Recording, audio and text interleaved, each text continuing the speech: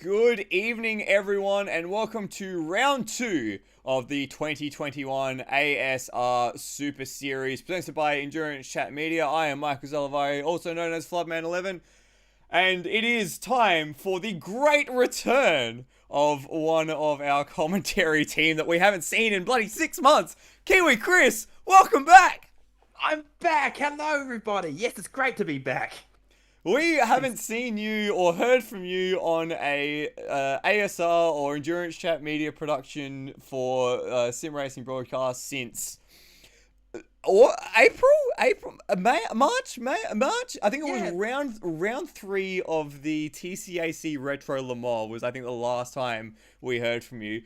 What the heck's been happening? Many life changes. Yeah, I think I've moved house twice in that time. And of course, 3 lockdowns as well. Oh, blimey, yeah. And you're currently under lockdown at the moment, aren't you, over in Melbourne? We are indeed. Yeah, so but no, it's great to be back. It's great. It's great to hear your voice once again. and as well, it's great to have someone to present against because I'm not sure if you went back and had a look at all those TCAC Le Mans retro productions, but boy howdy, they were a bit tough to do just by myself. But glad that we did them. And glad that everyone enjoyed them. Absolutely, and it was a great racing series.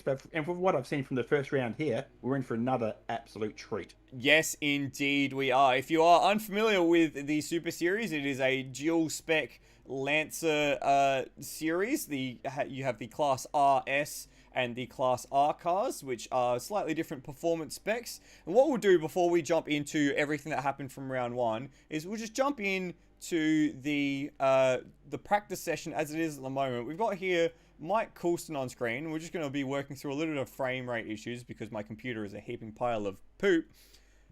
But we've got, this is one of the Lancer Spec Rs. So you can sort of see it looks more like your road Lancer than anything else. And if you massive rear wing in the back. Yeah. For the other car. A tiny little one. And then if we go to one of the RS spec cars. Here's one, Brenton Hobson, our current championship leader. You can sort of see a bit more of an aggressive body kit, a few seconds faster around a lap. So it'll be, there's a very distinct class divide, but it's something that looks kind of uniform when you don't look at it too hard. Yeah, and 2 classes, great racing all throughout. We've seen Carnage in the first round. The cars, I'm guessing the lower class of Class R are pretty close to what you get if you bought a Lancer on the street. Pretty close. It's what they seem to be. Yeah. And the upper classes more you get in the IPRA sort of series. Yes. Yeah, improved production. Almost exactly right. Yeah. So they're just going to go through a bit of a server reset. We have been having a little bit of trouble with a mismatch issue. So they're going to just cycle the server. And while they do that, we can go through our information. So, of course, our commentary team, Chris Riddell, welcome back. And myself, Michael Zalavari. The calendar for the Super Series. We are here at round 2, Wakefield Park. It's a very intriguing circuit, Wakefield Park. I'm not sure that I've ever actually seen a race here before. No, not many people would have. You don't really get racing here much, even at Shannon's level, or what they call it now, Shannon's Motorsport Australia. Yes. You don't really race here all that much, but it's a really great little circuit, pretty historic. 10 turns, quite a bit of undulation, quite a few corners that look like they're really difficult off camber, apexing at the top of the hill. Only 2.2k, so it's an absolute little bull ring, and with 24 of these cars around tonight, we're in for some fun times. And it's not even 100 meters per person once we get into qualifying. So here's the race format for tonight, and that is the track map. As Chris mentioned, 2.2 kilometers, 10 turns clockwise. We're going to have 19 laps here tonight. So the shortest circuit that we're going to go to this season. And of course, if you were with us the last round, you would remember the qualifying results set the grid for race 1. Race 2 was a full reverse grid split by class. And then the race 3 is a progressive grid from race 2. Now, you can sort of expect to see, if we see anything like we did last week, some absolutely mental battling in both classes. We saw action in both classes, but let's just have a look at the track at Wakefield Park. It's a interesting little circuit, as Chris put it. I did a few laps earlier on in the practice session just to sort of get familiar with the circuit, and it's a lot more than it looks on paper, because as the circuit looks there, with turn 5 at the top and the main straight at the bottom, it is a hill from the main straight up to turn 5. So that's just sort of elevation, which means that turns 1, 2, 3, and 4 are all very sharply uphill, and then from 5, 6, 7, you're dropping back down. So it's a real challenging series of camber changes. Yeah, Chris, what are your thoughts on the circuit? It's really good. I really like the run from 8 through to 10. Yeah. I was watching you in practice. You're kicking the backside of your car out a bit. Looks like it's really hard to control there. Quite easy to run wide through 9, especially. Yes. We're going to see a lot of overtaking at 2, at 4, and at 10. And then you've got that rhythm section in the middle where there's really one line and it's hard to keep it, like the fish hook, I think they're referring to it in track. Yes, I think that's 6, 7, and 8. Yeah. Really difficult sector. So it's a great combination of fast flowing and precision driving. So I'm looking forward to tonight. Yes, something I noticed very, very quickly, it torches the front tires, and on these all-wheel drive little machines, that is going to be something that you'll have to contend with tonight. Let's have a quick look at our point standings from race 1, and it was Brenton Hobson who was the star of the show, 2 first places and a second to lead the RS class points. Second place at the moment is Brenton Foley with a group of 4th places, if I recall correctly. Then Colin Warwick, Luke Rosella, and Damien Rasmussen, all 3 of them running into various degrees of difficulty throughout the night. So we'll hope to see them have a bit more consistency tonight in this action at Wakefield Park. In the R class, it was Tim Redmond who was the star of the show, also getting 2 wins ahead of Termo, Darren Kemp, Steve Bolger, and Matt Cecil. Now, the Kemp-Bolger-Termo battle was something for the ages in all 3 races, even despite the fact that Termo had a roll at Malala. Kiwi, did you know that you can roll a car at Malala? How on earth? He did get entirely collected by Rhodey into turn 2, which might have caused it, but he was on his lid for a short amount of time, but I was able to resume racing. So tight little championships in the mid pack. We've already got a strong leader in both categories at the moment, and a little bit of news coming through. Brenton Hobson's actually feeling a bit ill tonight, so we'll wonder if that affects his challenge. But if you have a quick look at the practice times, if we have another chance to go back through, which we probably won't, unfortunately, because they reset the server, Tim Redmond, his lap time was halfway through the RS field. let alone topping the R field. So that would be an interesting little fly in the ointment for the RS guys if Redmond's mixing it up with them. It would be. That's something. What's the lap times like? I think it's a 6 second spread between the two classes. Yeah, Um, it was a bit difficult to sort of get a proper gauge. yeah, yeah. But having that slower class, I mean, yes, they don't steal points off the higher class, but having them interfering with your race, I mean, they're allowed to. If they're there on pace, they're on pace. But having an annoying little fly in the ointment can make life difficult for you. And the car, so managing that traffic, if you can, and you're going to encounter lap traffic at this place too. So Yeah, I think one of the keys for tonight is going to be managing traffic yeah. Well, and we how absolutely you use them saw. to pick them off. Yeah, we saw lap traffic play a big part in the race last time out at Malala. I think we saw right at the very end of the third race of the night, the lap traffic completely break up the battle for third place in the RS category. With I think it was Dane Liccardo and I think it was it Darren Kemp coming out of the sharp turn at Malala? It's difficult to remember because it was all happening at the very end there. It was very much akin to what we just saw at Le Mans only, 24 hours, 48 hours ago. Without the car dying on the last lap, hopefully. Yes, without that happening. But a very compressed field right up to the very end. This track is quite narrow as well, so that's going to be another complicating factor.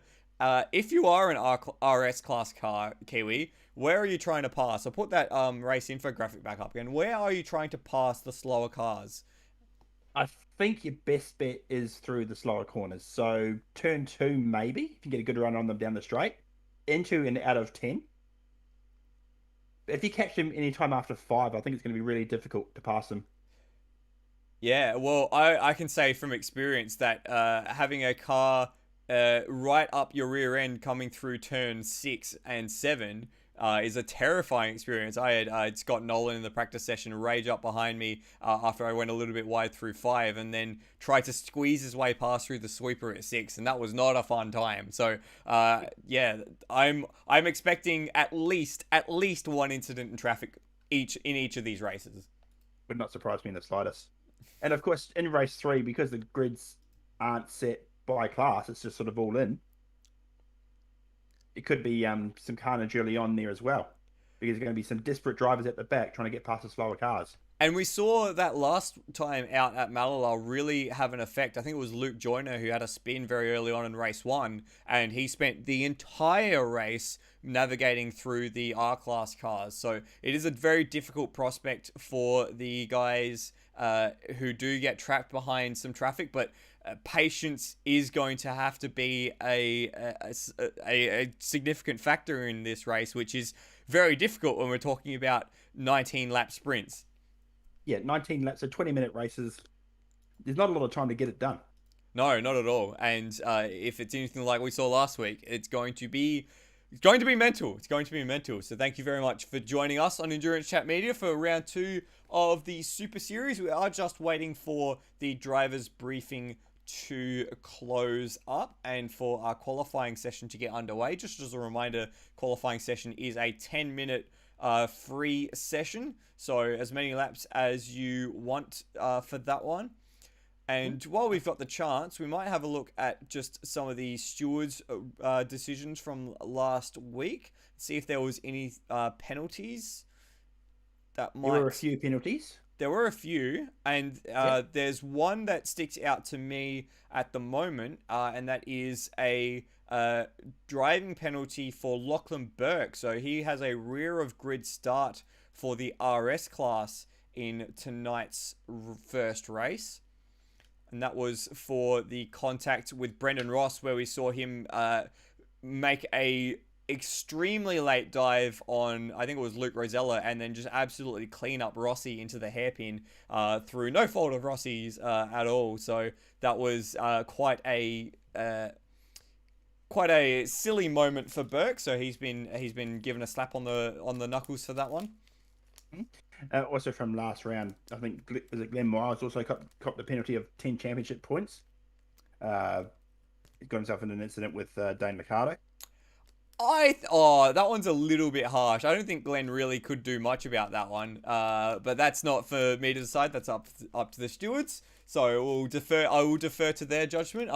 For reference, Kiwi, that was coming out of the slow hairpin. He basically had the entire RS class happen onto him at once, and was surrounded on both ends, and just didn't quite see that Liccardo had gone to the inside as another car had gone to the outside.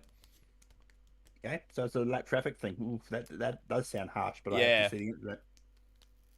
It was a bit rough. Like, it was rough on Liccardo as well, because he'd done a great drive at that point to be in the mix of those around him. But that is racing. That is motor racing sometimes.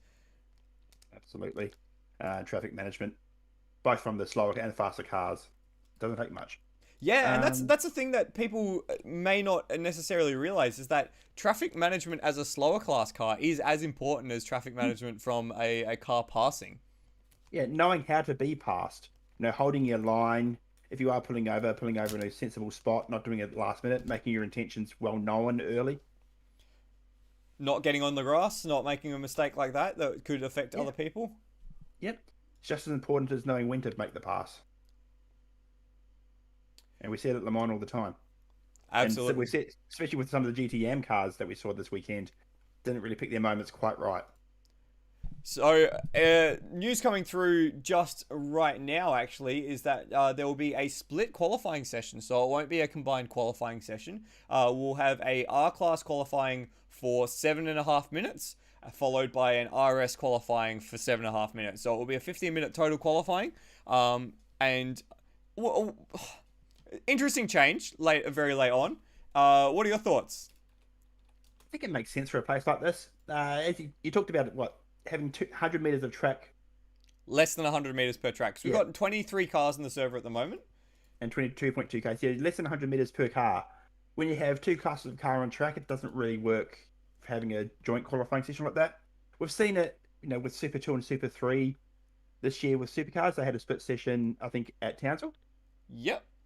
So it's a sensible move. So we'll see how that comes to play out. I think a few cars were a little distressed after last week's Malala fiasco. It was a great fiasco, but it was a little bit of a fiasco. You may have just noticed a little blip in the stream. I am just trying to mess with the stream quality, just make sure that it is all clean and clear on my end. And it looks like we are just about ready to go into qualifying. So remember, it's going to be 7.5 minutes of R-Class action first, and then 7.5 minutes of RS. So we'll find some of our RS guys, and this will be a good chance to have a look at some of the grid as well. Yep. I'm just looking through. Some of the liveries are really, really well done. There we go. Yes, go ahead, sorry. I was going to say, I saw the Red Bull Mitsubishi racing team. Yes, that's a Brenton Foley classic there. Yes, it is. I think I saw there's a Harvey Norman machine as well. Who's driving that one? I think that's a wild card, as we've got the first set of cars coming out of the pits now. Yep, the Monster Energy coming Turbo. to the end of the green. Yep. Oh, here we go. The Napa Auto Parts. Okay, taking inspiration from the Rossi Hinchcliffe wildcard, of course. And we have cars on track. So if my computer will catch up with that. Okay, so we have. Looks like we've got what do you got? 8. Looks like 8 R-Class cars on track. Oh, we got more than 8 coming out. We got plenty coming out. I think it's 8 RS cars in total, and then the rest are R-Class cars. So what we'll do is we'll 11. Yes. Maybe, I'm not sure. It's too many cars. We've also got Rhodey and Mike Coulston in the pits still, so they're yet to come out. Okay, well, we'll see how these cars go. Of course, there's live timing available, asrleague.liveraces.com. So I'm keeping an eye on that now as we get underway with the warm-up lap. So these guys are going to get, maybe three, maybe 4 flyers if they're good enough? Maybe a bit more than that. We'll see how we go. What we'll do is we'll jump straight on board with Scott Murrell, and he'll take us around a lap of this Wakefield Park circuit. So this is the main straight now, coming down towards the first corner. You can see the elevation change to the right, and we are flat through the first part and braking just past the 100 board for this turn 2 now. Then it is flat up the hill. That's a weird sentence. We're going throttle flat to the floor, up the hill, a little breath over this curb, and then hard on the brakes down into second gear. A little bit of understeer there for Morrill as he keeps it in third, which is very interesting. And then here, the sweep down into 6. The little kink here, which doesn't have a name, and then turn 7, which I believe is called the fish hook. This is a very difficult corner. Yeah, it looks like it's very hard to get right, swinging in pretty late as well. So hard on the throttle through 8. Then this corner looks incredibly tricky. Or a few stabs at the throttle there. That's going to cost him for lap times. He comes down to the final corner, braking just about 75 out from the corner. Fastest corner on the track. And then power down right on the exit. And away you go. And that'll see him through for a lap. That lap time will be... That button. That lap time is going to be a 109.549, which will put him top early doors. Top out of all the people who have completed a lap so far. And Justin Cecil actually goes to the top. Ben Hall to the top, a 9.111 on his first lap. Peter Thrower straight away. Ben Hall. Yeah, 108.853, he threw it in there. Still haven't seen laps from the likes of Termo yet. I think he got a track limit violation. So he... and we've got Brock Harvey, who's gone straight to the top, a 108.4. So the times coming down very quickly. In fact, we've got a message from Tim Redmond in our live chat saying that he'll be abstaining from quali. So he's going for a last to first challenge, is Tim Redmond. Well then. Oh, that's ballsy. So let's see if we can find Termo. There Termo is in the background of Matt Cecil. And I'll keep an eye for any purple sectors that may pop up. So Termo was one of the faster drivers from last week. It was himself, Kemp, and Bolger who were the real standouts. And Termo jumps into second, so kind of confirming that sort of pace. Yep, nicely done. A 108.7. So still 3/10 off the time of Brock Harvey. And he's just been eclipsed by Peter Thrower, who's done a 108.4, and Steve Warwick as well, a 108.6. Rhodey's just come across a 111.052. So a little bit to go for Rhodey. He is ahead of Glenn Miles though. We just see Matty Cecil. Well, that's actually a very awkward pit exit. Thankfully, we don't have pits in these races. No, it's not the easiest in the world. I got eyes on Peter Thrower at the moment. He's a few tenths up on his PB, just outside the lap time of Brock Harvey. We'll see his time to the second sector as he exits turn 8. Oh, Brock Harvey just hit a purple first sector. Ooh. And Thrower's not quite got the pace. He's down 2 tenths in his PB, so a slow middle sector there. So what we might do is we'll watch him go off track and into the gravel. So he's thrown that one away. We'll go find Brock Harvey now.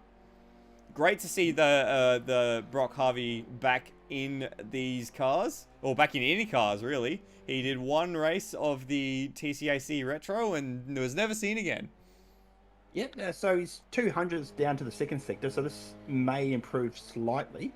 All depends how good he can get an exit out of the turn 10, which looked pretty smooth. And then a long run up to the finish line. And he does himself a 108.5, so a tenth down on his best lap, but still 3/10 ahead of the next best Peter Thrower. That's the one. I keep making a mistake with that button. So it's Brock Harvey from Peter Thrower. Steve Warwick's out on track. He's down on his PB. And he looks like he runs a little wide through the middle sector. Yep, Peter Thrower's making his way out of his pits for his last ditch effort. The last hurrah. Actually, he's now only 400ths down on Brock Harvey. Peter Brock Harvey. It's been a while. It has been. You're a little out of practice, aren't you? I am indeed. Ooh, Termo's jumped up into third place with a 108.49, so only less than a tenth away from Brock, and he's actually put it in the garage, so he's got a minute to maybe set a lap. He's going out again. He's going to try it. He's going to try it. It's going to be very difficult because what's going to happen is as all the R-Class cars are on their final flyers, the RS cars are going to be on their outlap. So it's going to be very, very close for those guys. Let's have a look through some of the other guys. Darren Kemp sits in 5th. 7,000s ahead of Ben Hall.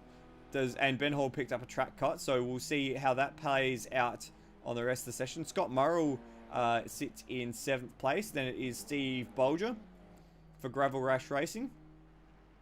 Yep, just keep an eye here. I'll keep an eye on Ben Hall, who's on a flyer at the moment.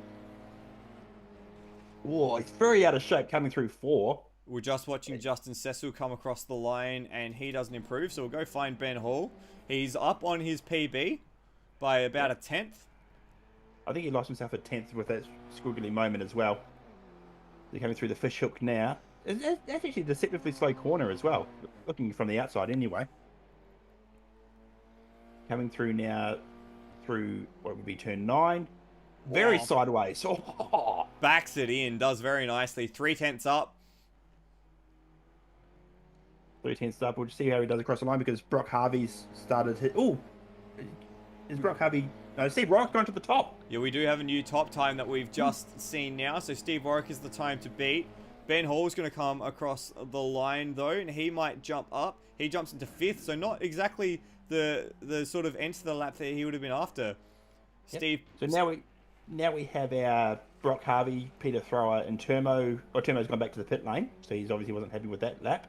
And we've got the RS cars coming out as well. So we'll watch the main straight to see the cars come across the line. That's one of the Cecil cars. I think that's Justin Cecil coming across. Brock Harvey now coming through the final corner. Oh, no, he just dives into the pit lane. And Peter Thrower threw that away as well. So I think that's it for the R class. Yep, as Darren Kemp goes cross country, so it must be up to the RS cars now out on track. Exactly right. So let's have a look at who the first group of RS cars were. I think the first one on track is Damon Woods. So we'll jump on board Damon Woods. Oh, that one. That one? There we are. And we'll see just how much quicker it is from the seat of an RS car. Braking a lot later into turn 1 for the RS cars, and you can hear the throttle a lot earlier on. Yep. Still a decent lift through 2 and 3. It's actually even more significant through turn 3 because you're going that much faster. And so 1.5 seconds up in the first sector, which is to be expected on the lower class. A tiny lift through turn 6 and then into the fish hook. Narrow on entry for Damon Woods, and not using a lot of the road on the outside, electing to keep the front of the car very much towards the left. Now this is where I want to see how fast they are. Oh, big drift style there through turn 9, then into the final corner. Braking point's about the same. Down to first for Damon Woods, he comes out. And then straight on the power. I think he got on the power a lot sooner as well, so there's going to be a decent lap time from Damon Woods, a 1:04.598. Not bad. We'll see how long that stays at the top of the field. If that stays at the top of the field, Dane Liccardo a full 1.5 seconds down on Damon Woods. Where on track is Brenton Hobson just coming across the line now at 1:04.7. So Woods' time is standing the test at the moment. We've got Luke Rosella coming across the line now. He goes to the top though, a 1:04 flat. That is a mega lap. 0.5 of a second over Damon Woods' time. But Damon Woods is on it. He's 0.2 up on Luke Rosella through the first sector. We'll see his second sector time now, and he's still 1/10 up, 2/10 up on his PB as he comes into the final corner. So that must have been all in the final corner for Rosella then, if he's only a 10th up on his PB at this stage. But Damon Woods look very smooth through the final corner. This is going to go close to the top now. As he comes across the line and does himself a 1:04.3. Oof. Still 2.5 away. So Rosella must have something in that final corner that he's just not sharing with anyone. Yeah. Next across the line, I think, will be Brenton Hobson. He's currently in third.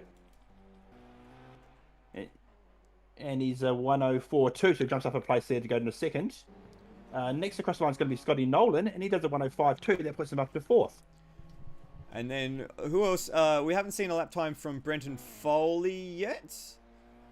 And Luke Joyner is just coming across the line. Oh, just about to enter the last corner.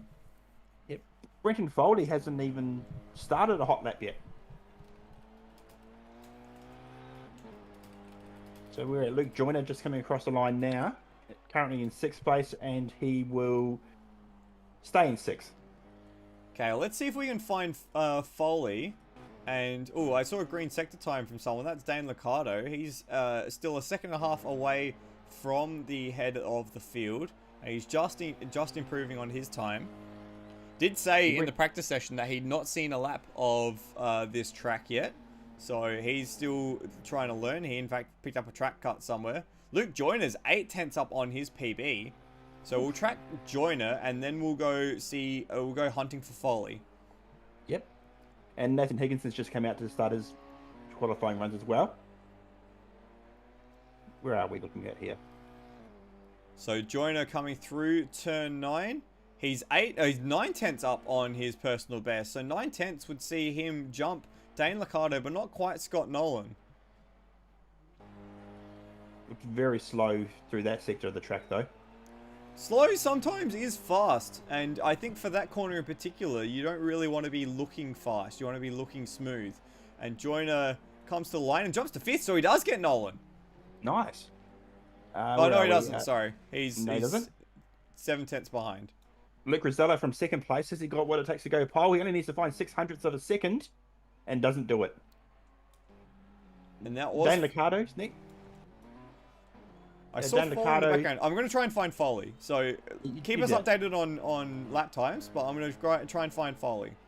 You do that. Nathan Higginson is currently on a fly. He's got traffic ahead of him, though, Brenton Hobson. So that's going to put pay to his lap, I suspect. It's not often you hear the words Brenton Hobson and traffic in this as the same sentence. Yeah. Lockie Burke. Oh, no, that's not. Brenton Foley's on his first flyer. We've got He's just coming through the fishhook now. Yeah, we got eyes on him. That's the Mitsubishi Red Bull car, the 074. Through turn 8, over the little crest at turn 9. Fair bit of the car over the inside there that time around for Foley. I wonder if he may have picked up a track cut as he comes into the final corner. He's 8/10 down, which would see him slot into 4th place. Luke Rosella's ahead of him and is actually on a hot lap. He's always hit a purple middle sector, and he's gone top. Wow. First time into the 103s for Luke Rosella, and Foley slots into 4th as we predicted. So with a minute left in practice... sorry? Hobbo went 3rd. Damon Wood's now coming across the line. He needs to find a 10th of a second, doesn't do it this lap. With 50 seconds to go here, this will be his last lap now. Yes, indeed. Rosella's going quicker as well, too. So he's now a full, almost a 10th of a second quicker than his time. But have a look at the gaps at the front. It is 0.087 separating the top 3. So Damon Woods, 200ths behind Rosella, and then Brenton Hobson only a further 600ths behind, as we're watching Rosella come through the 2nd sector mark, and he's picked up a track cut, so he's done. Ooh. And Hobbo's just gone top 100th of a second. Wow. And in fact, I think Rosella may not have picked up a track cut. It might just have been a PB time. He was 1,000th up, it looked like. Let's have a look. And he did have a track cut, but he's crossed the line, so he'll get another chance. Okay. Keep an eye on him. I'll keep an eye on Damon Woods, who's just coming through the final corner now, currently in 3rd place. 300ths down on Brenton Hobson in the pole position. And he goes 3rd. He goes 3rd. Doesn't improve. And I think that's Luke Joyner as well, who's finished up. Indeed it is. So it looks like we've got 4 cars left on track setting hot laps. Next across the line should be Scotty Nolan, although I think he's just balked that last corner a bit. He'll still come across the line. And will he improve? He does. He jumps to 4th. So ahead of Brendan Foley. Hobson improves as well. That's 103.7 now the time to beat. Is Luke Rosella in with a chance of doing that? He's hit 2 green sectors. Corner. But that was a mega lap by Hobson. 2/10. And Rosella's balked. Rosella's stopped. That's it. That's done. It will be Brenton Hobson who leads us away in the first race this evening with a 3-7 at the very late stages to claim pole position. Sorry for that shoddy camera work at the end. I was trying to do something and it wasn't happening for me. But that's okay because it will be Brenton Hobson leading off the Class RS and the overall field. And it was Steve Warwick who set a lap late on to set the Class R pole position.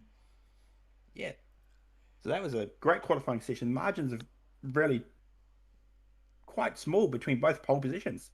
Yes, indeed. For a long time until Hobbo sent that mega lap at the end, it was what, a tenth of a second between the top four.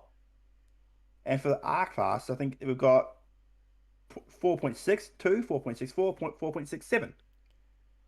Very tight stuff. Yeah, incredibly tight stuff. It's going to be a great race. Yes, indeed. If it's anything as close as it was in qualifying and anything as close as it was last week, it will be a very, very close qualifying session. Very, very close race session indeed.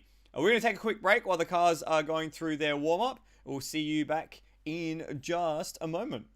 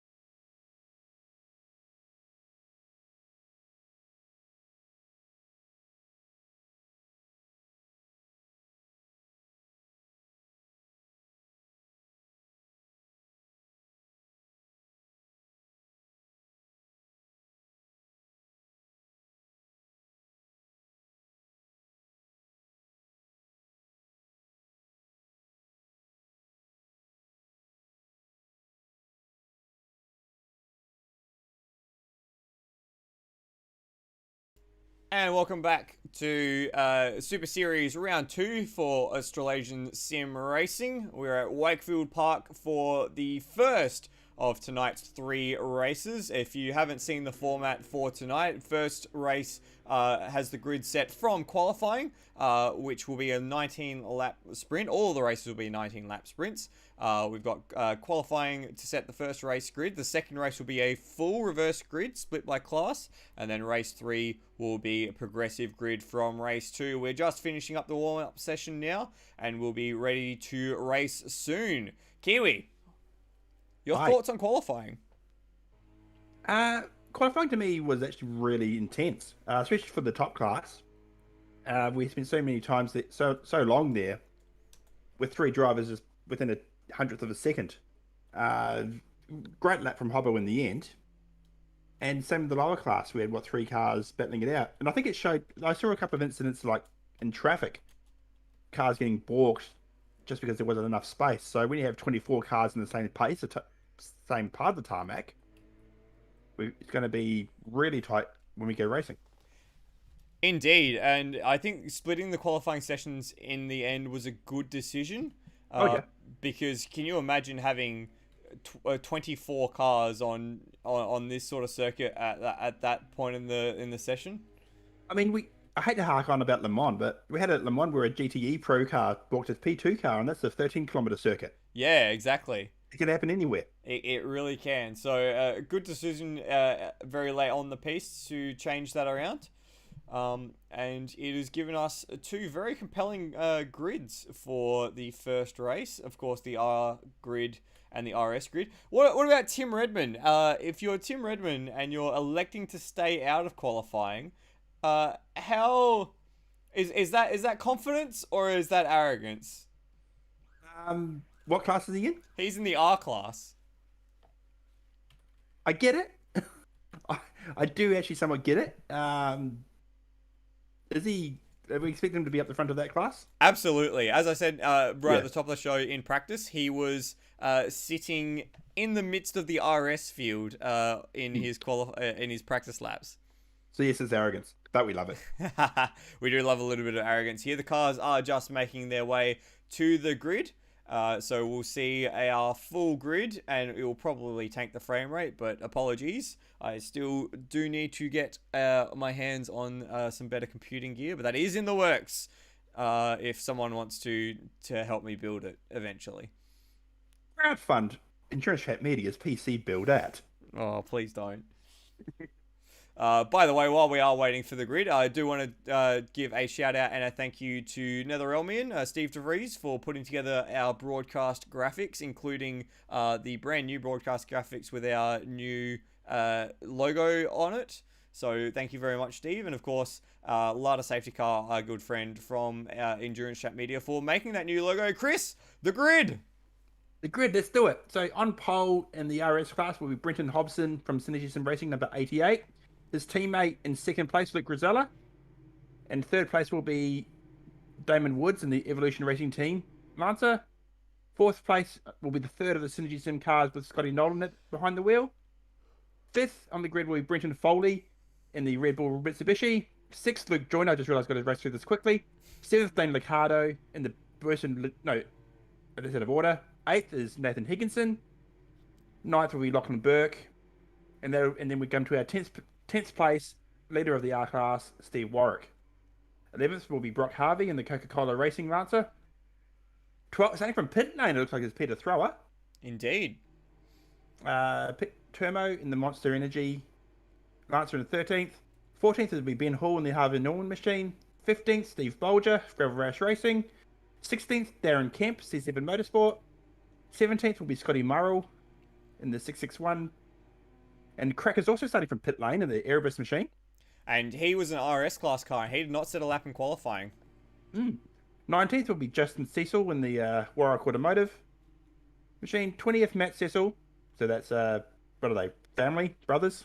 A family. We'll stick with family at this point. Still family, yep. And then 21st will be Rhodey in that, what on earth is that car, Rhodey? Then we have 22nd for Glenn Miles, 23rd for Tim Redmond, doing it the hard way, and 24th, Mike Coulston in the camel toe racing machine. 24. Really just in time. Yes, you just made it. 24 cars, 10 RS class cars, and 14 R class cars. 2 classes. Not a lot of track. It's going to be a mental little bull ring. There goes the horns. And we're away.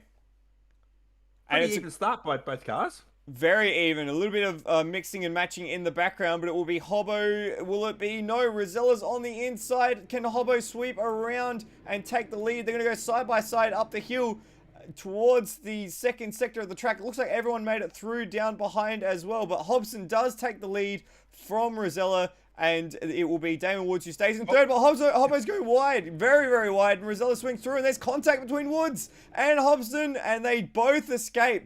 Very, very just. Very incredibly just. That was very unlike Hobbo to get it wrong in that first place, but Woods down the inside again, not too far back this time around as they come through the fish hook for the first time of asking. Further back, it looks like we've got away pretty cleanly in the R class. Warwick ahead from Brock Harvey, and Turmo and Bren Hall fighting for third place in class there.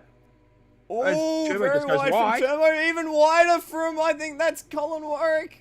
No, that's Scotty Murrow. Scotty Murrow's off. And he just manages to squeeze his way through a gap in traffic. Very, very lucky for Murrow. Yep. And now we're back at the front. We're going to have Hobson on the inside into turn 1 as they finish the first lap. Damon Woods on the outside, trying to go the long way around turn 2. Don't think he can do it there. Certainly not nearly enough room there for Woods, but it's Rosella who has the lead of the race. They swing their way up through turns 4 and 5 once again, and then start that dive down the hill. Cleaned out the whole shot from Hobson, and then Woods was behind. Have a look at this battle though behind for 4th place, Scott Nolan and Brendan Foley.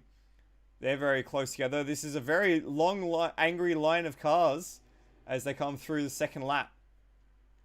If it's big spec cars, it's really hard to get any sort of margin here. So, we've just had a change in the lead in the R class. That is now Brock Harvey at the head of the R class, ahead of Steve Warwick. So that just happened in the background. Yeah, just got that on stream. Great move by Brock in the end. Further back, looks like the 2 pit lane starters have got away without incident. And we start lap 3 now. Luke Rosella's starting to put a bit of a margin on Brenton Hobson. We're still watching just this R-class battle between Harvey and Warwick with Ben Hall. Let's actually jump on board with Ben Hall and see what he's seeing in the midst of this R-class battle. Harvey was one of the quicker guys last time out, but had a little bit of an issue in the reverse grid race that saw him drop away as Warwick runs a little wide through the kink there. Is that going to open the gap for Hall to slide it through down the hill? Oh, it's going to be brave. Warwick needs a bit of room. The problem there is even if you do make the move, you're going to get it done on the outside of the fish hook. That's really hard work. And look at who's just flown down the inside. Turmo with a big lunge. And he's got Steve Bolger. You can see him filling the mirrors there. There's cars aplenty. Turmo very sideways coming through up the hill. That's actually going to cede a bit of ground to Ben Hall. And Hall's on the inside. He's going to have to defend. And gets it done. Oh, Turmo's going to have the run down the straight, though. You go side by side down into turn 1. But getting around the outside through 1 and 2 is very hard work. And he's going for it. No, I don't think he's quite going to have the drive up the hill this time. Oh, maybe. He's going to make a liar out of me here. Watch this. Straight down the inside. Gets the move. All contact. And he sprays very wide, and he's going to be on the grass, and that's going to allow Bolger the opportunity to come through as well. Oh, and Hall's off! And Turmo's around! Turmo's gone around! He's stranded on almost on the racing line, and he gets collected! That absolutely is on Turmo there. Let's have a look at that from Matt Cecil's point of view. So we go to a replay. So we'll jump on board here. And you see just out of the corner of your eye, the top of the Monster Energy car, and then straight across the racing line. That is not not smart from Turmo, and he's probably going to get a bit of a slap on the wrist for that one next time out. Meanwhile, at the front of the field, we've now got a Synergy Sim 1-2. Luke Rosella ahead from Brenton Hobson, who got the move done. Damon Wood still in the third, Ooh. Scott Nolan in the fourth. Let's have a look at this battle for sixth, though. We've got here Luke Joyner with Nathan Higginson just behind, Dane Liccardo just ahead, and also on the tail of that group is that Lachlan Burke as well. So we'll jump on board with Joyner. Yep. Ooh, the bursting machine thought about a move on the inside there, but thought better of it. Discretion, the better part of valor, absolutely, as they come back up the hill to finish off the lap. Oh, a big lift from Joyner there. He got well out of shape. And that's actually balked Nathan Higginson with Lachlan Burke just behind him. These guys are very lively at this stage of the race. We're already 5 laps down. Order of the race gone. And we've already got traffic, the first inklings of traffic. They've actually cleaned up Scott Murrell, who, remember, had that spin very early on in the race. Yeah, he did actually have another spin. I caught it as I was scrolling through. Oh, no. So I think he's actually not having the best of time at the moment. Not ideal for Murrell, not at all, as we watch the lead pack fly down the hill. Oh, just looking at sixth place, we have Dan Liccardo went wide coming through. Oh, and even wider is Luke Joyner. He's going to succeed a place to both Burke and Higginson there. I know it's held off Burke, but had to have a change for seventh place as Higginson now goes wide. Lively stuff here. Burke goes down the inside of Higo, and he will now take that 8th position, in fact. As Higo runs a bit more wide again. I'm enjoying seeing the other class car in the background of each shot. I'm actually just going to go quickly see if I can find... Oh, this is a little battle here. Ben Hall and Justin Cecil. Hall looks like he's trying to get that move done, and... I reckon he could be a bit braver there and maybe take the ascendancy, but that's okay. We saw Hall a bit further up, so I wonder if he's made a little mistake somewhere and dropped down the order as he's just trying to make this pass. Tell you what, good run from Rhodey. He's up into 16th. That's just in the background there. He's got Cracker in the RS car just about to pass him. But I am trying to find whereabouts is... Looks like I've completely missed him. Tim Redmond. He's in 13th already, which is fourth for the RS, for the R class rather. That's a bloody good effort. Absolutely, indeed it is. So that little bit of arrogance maybe is warranted, as he's only 6 seconds away from the race leader in class. But we'll go back up the front because I noticed the gaps at the front are very, very small. That they are. 7/10 or a second back to third place. From what I've seen from Luke Rosella, he's just been very clean so far. Hasn't put a foot wrong. Just as we see, Woods actually thinking about getting a run on the outside, coming to 3. And we're riding on board with Hobson. We can see Woods in that rear view mirror. Very, very large in the rear view mirror. And look just ahead, there is traffic. That is Mike Coulston and I think that is Glenn Miles that these guys are going to have to navigate through as Woods has a dive down the inside. Thinks about it, doesn't quite get it done, but this is going to get complicated very quickly as the traffic comes into play. Yep, Luke Rosella flashing the lights as he pulls out to pass the Saudi Camel. And gets that done nicely. Coulston sidesteps, Kemp sidesteps very nicely, so they both get out of the way. But then there's 2 other cars that are coming through. Actually, that wasn't too bad. None of them really got disadvantaged by that, so play on. It's going to be a little more complicated for Woods through turn 1, but it all worked out in the end. We're back on board with Hobson as Luke Rosella runs a little wide, opening the door on the inside for Hobson. Not quite enough of a power down up the hill to really make a solid run at it. But there's more traffic up ahead for these guys, and it starts in the form of Matt Cecil.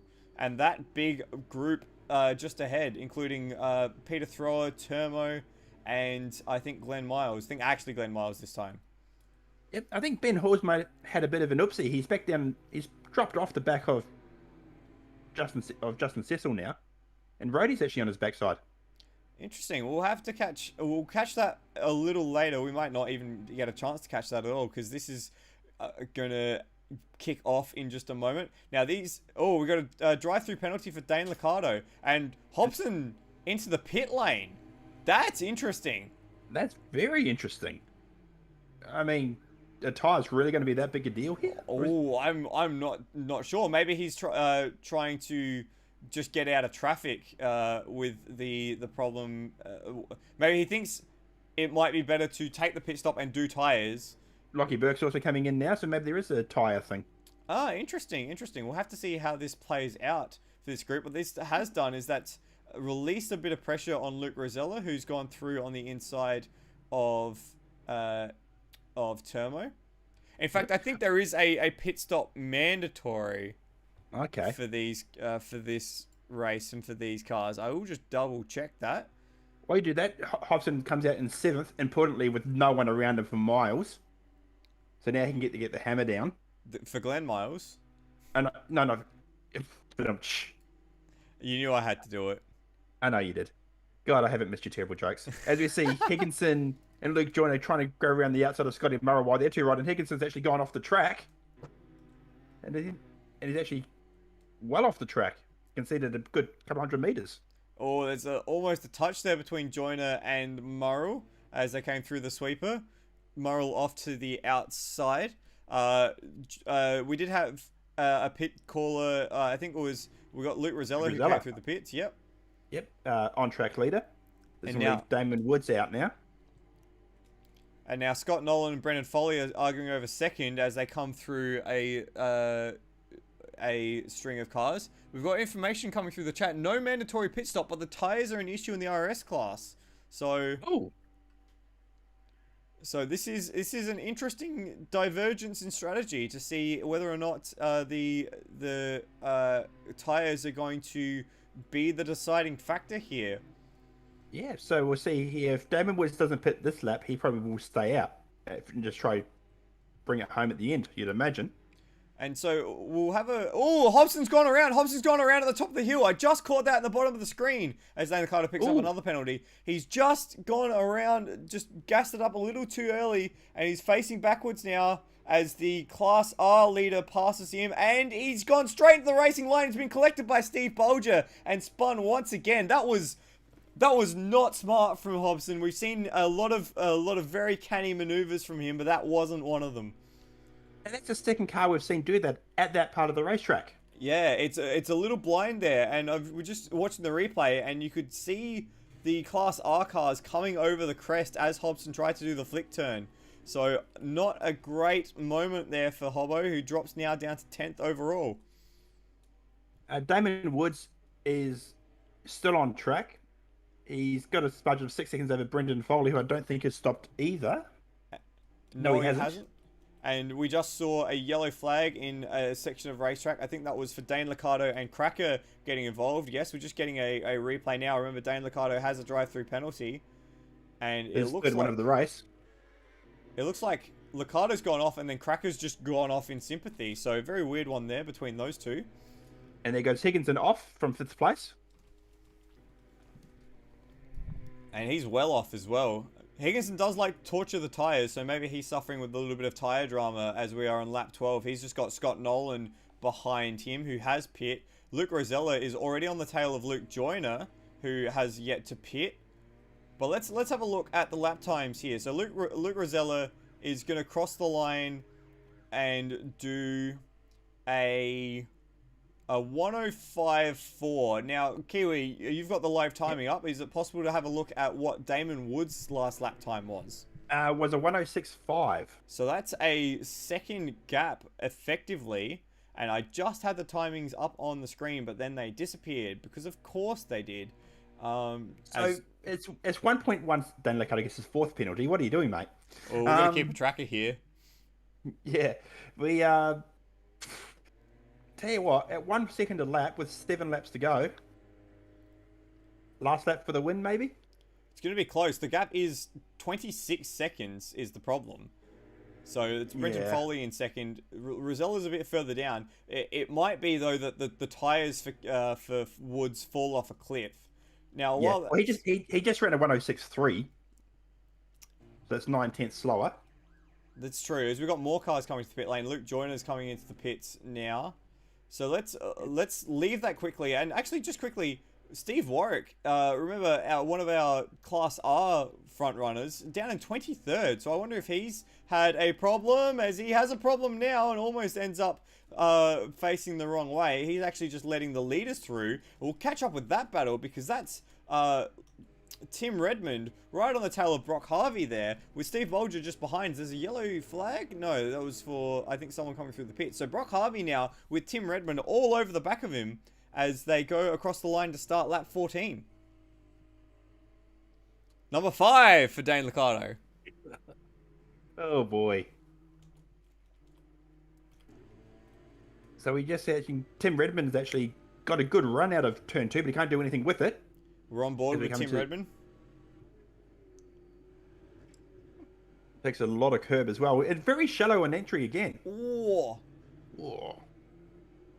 Trying to maneuver his way around the rear of that MHRT Lancer. That car just behind Redmond is not for position. That's Steve Warwick, who's a lap down. Doesn't stop it being any less intimidating, having that blue Lancer right in the rear view mirror. Especially when there's someone who's actually pretty quick. Yeah, indeed. Might be a move here for Redmond. Swings to the inside. Not this time around, but if he can get a good run out of here, these slower cars I think are more likely to make a pass through too. No, he's dropped too far back. I don't think he's going to get a run out of this on this lap with what, we've got 5 to go. And that's assuming that these guys go top of shot, can we? Yes, there he was as they come through. Now just coming up the hill through 5.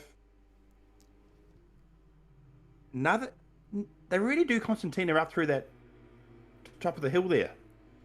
We've got some supposition happening in race chat at the moment. Loose Sim Network, which is Lewis Wedding, of course, as Glenn Miles gets his first penalty of the night, is suggesting that Brock is going to run out of front left tyre. Of course, Brock is currently streaming, so you can go check that out and maybe confirm. Oh, well, I think that we have a move on. Tim Redmond on the inside coming through to the last corner. And he's going to get it done before the corner even comes. Can Brock Harvey get the over-under? No, he's going to try to go through Tim Redmond. Bold strategy, didn't pay off. And I think that might be a problem with the tyre wear there for Brock. So not ideal for him. He slots into second place, but that's still a very fighting second place for Brock. But Lewis suggesting that he'll either have to pit or he's going to puncture that tyre. So we'll keep eyes on that. Brenton Hobson is running a lonely fifth place at the moment. Scott Nolan in 4th. Luke Rosella, that choice to take tyres, it's not quite paying off globally here. He's 10 seconds behind Brendan Foley, who is struggling with tyre life as well. But Damon Woods is 21 seconds out in front, and that gap's just not coming down quickly enough. Yeah, and Brendan Foley actually just went wide too as well. So that could be a problem with tyres. In fact, I reckon... Whoa, sorry. We just have a bit of a cluster here. Brock Harvey's gone around. Oh no. Okay, we'll catch up with that. Let's see if we can grab a replay. Yeah, it was Brock Harvey, Cracker, and a couple of others. So I think, Steve Bolger was involved in that, a lower class car, and it just sort of got very messy. It was the other MHRT Coca-Cola car. It was Luke Joyner that was the one that had the problem. Joyner. Oh, right. Yeah, you got to look for the wing. They do. Oh, in fact, we've got Luke Rosella now through on Foley, and we're just catching a replay of that. It looked like Foley is struggling with tyres very much so, because he's just puttering around the outside of the track. So I reckon Foley's got a puncture or something, because he's not doing all that well. In fact, he just spears straight off at the final corner. Yeah, he'll be coming into the pit lane. Very late on in the piece to make that choice. So unfortunate for Foley. Yep, as we are on the penultimate lap now, Damon Woods, 18 seconds ahead of Luke Rosella. As long as the tyres last, he should have this in the bag. Scotty Nolan's in 3rd. And I've just realised that we've had no track sounds this entire race. So apologies for that. Yeah, there we go. I've just fixed that now, so we'll have some for the final lap of the race. Dane Liccardo gets number 6. 6 in 19 laps. That's an achievement. There's Harvey. There's Harvey in trouble, and right in front of the leader as well. and he's gone spearing off. So let's That'd see. be Brock Harvey's drive, probably. Let's see what happened there. He's gone well off there, and then tried to do something, and just absolutely, yeah. I think he's had a tire problem. But let's catch up with our race leader as we come into the last part of the race. Damon Woods. 13 seconds up. He's run a pretty faultless race. 13 seconds is a lot closer than it was a lap ago. It was 20 seconds a lap ago, so he's quite struggling now. He has elected not to take tyres, so we'll see if that is the right decision very, very shortly as he comes down the hill. You've got just behind him Steve Warwick, and Nathan Higginson, and they seem to be going quicker than the RS class car. 10 seconds in a sector is asking a lot. It is, but it's certainly not unheard of. It was 2 seconds that time around. So if he can get through this last corner without ending it in the gravel trap, he will take victory. Very ginger. Can't blame him. Higginson's right behind him, but yeah, not going to get the pass done. There's number 7 for Dane Liccardo as Damon Woods comes across the line to take a brilliant victory in race 1. It will be Damon Woods who takes the win for race 1. And we're waiting for Luke Rosella. He'll come across the line to take second place. Steve Bolger, just in the background of shot there, will take second in the R class as Scott Nolan comes across the line in third overall. And your R class winner is just in the back of shot there, just ahead of this man, Brenton Hobson, who will finish up fourth in the end. It looked like Foley had to take that pit stop, and that paid to a possible good result for him.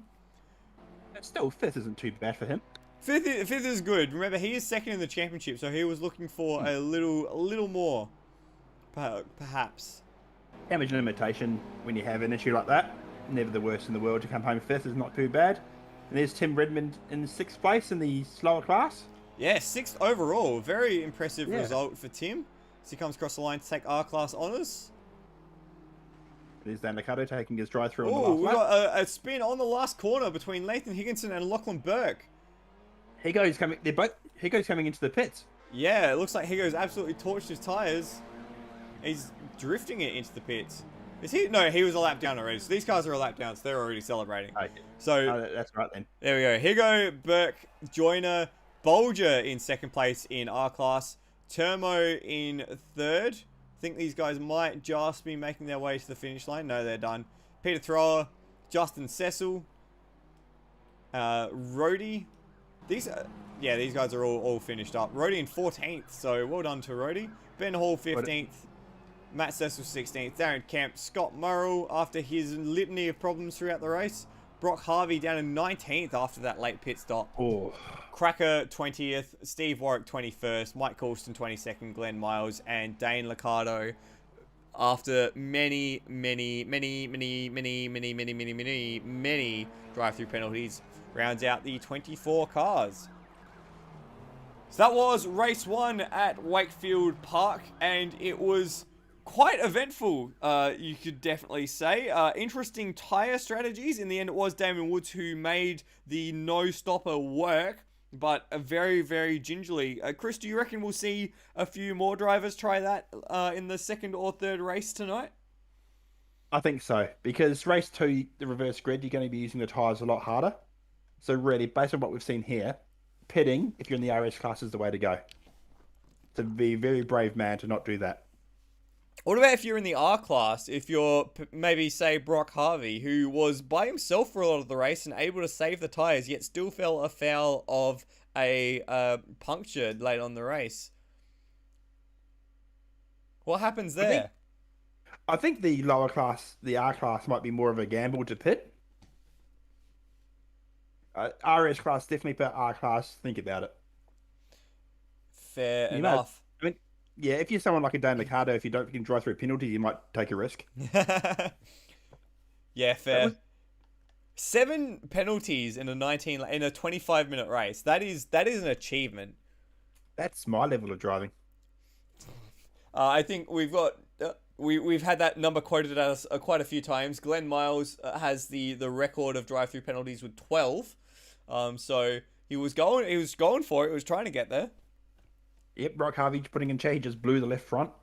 Yeah, and that's what we were suspecting as well. So that was unfortunate for Brock.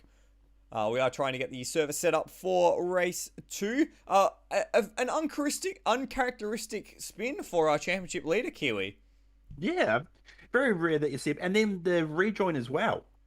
Yeah, that rejoin will be something that will have to be looked at. We saw Turmo do something similar as well.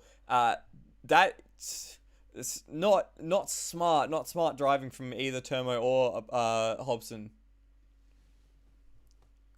I mean, I do suppose it is pretty hard to see what's coming over the hill there, but even so, putting across the track like that, you just don't do it.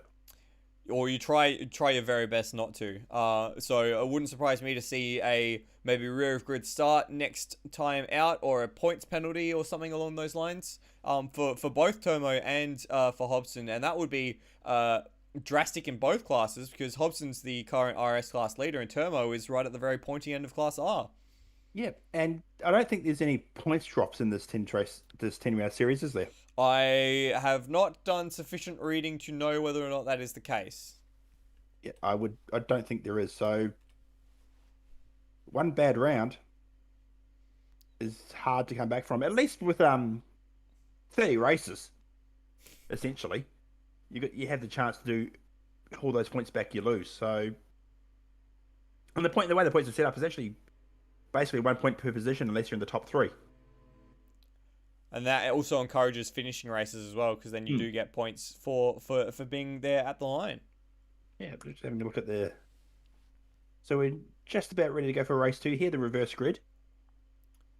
Now, my knowledge of reverse grid races in real life is Carnage. Are we likely to see that here? I would guarantee it. What was it like at Malalalala? At Malala Land, it was pretty well Carnage. It super compressed the RS field. So we did have a bit of a spread in the first race in the RS field, but because of the reverse grid, it super compressed it. And Colin Warwick, I think, at the head of that pack, was a cork in the bottle for almost the entire race. So I expect to see something similar with Dane Liccardo being the first car in the field, because of course it is split car by car, class by class rather. It was a lot of carnage in the R class. So I think the RS class, they were a bit cool about it, but the the R class, they were tripping over each other like an uneven surface. That's a very bad analogy, but you get the point. They were all over the place. Yep. So just about to start the 5-minute warm up.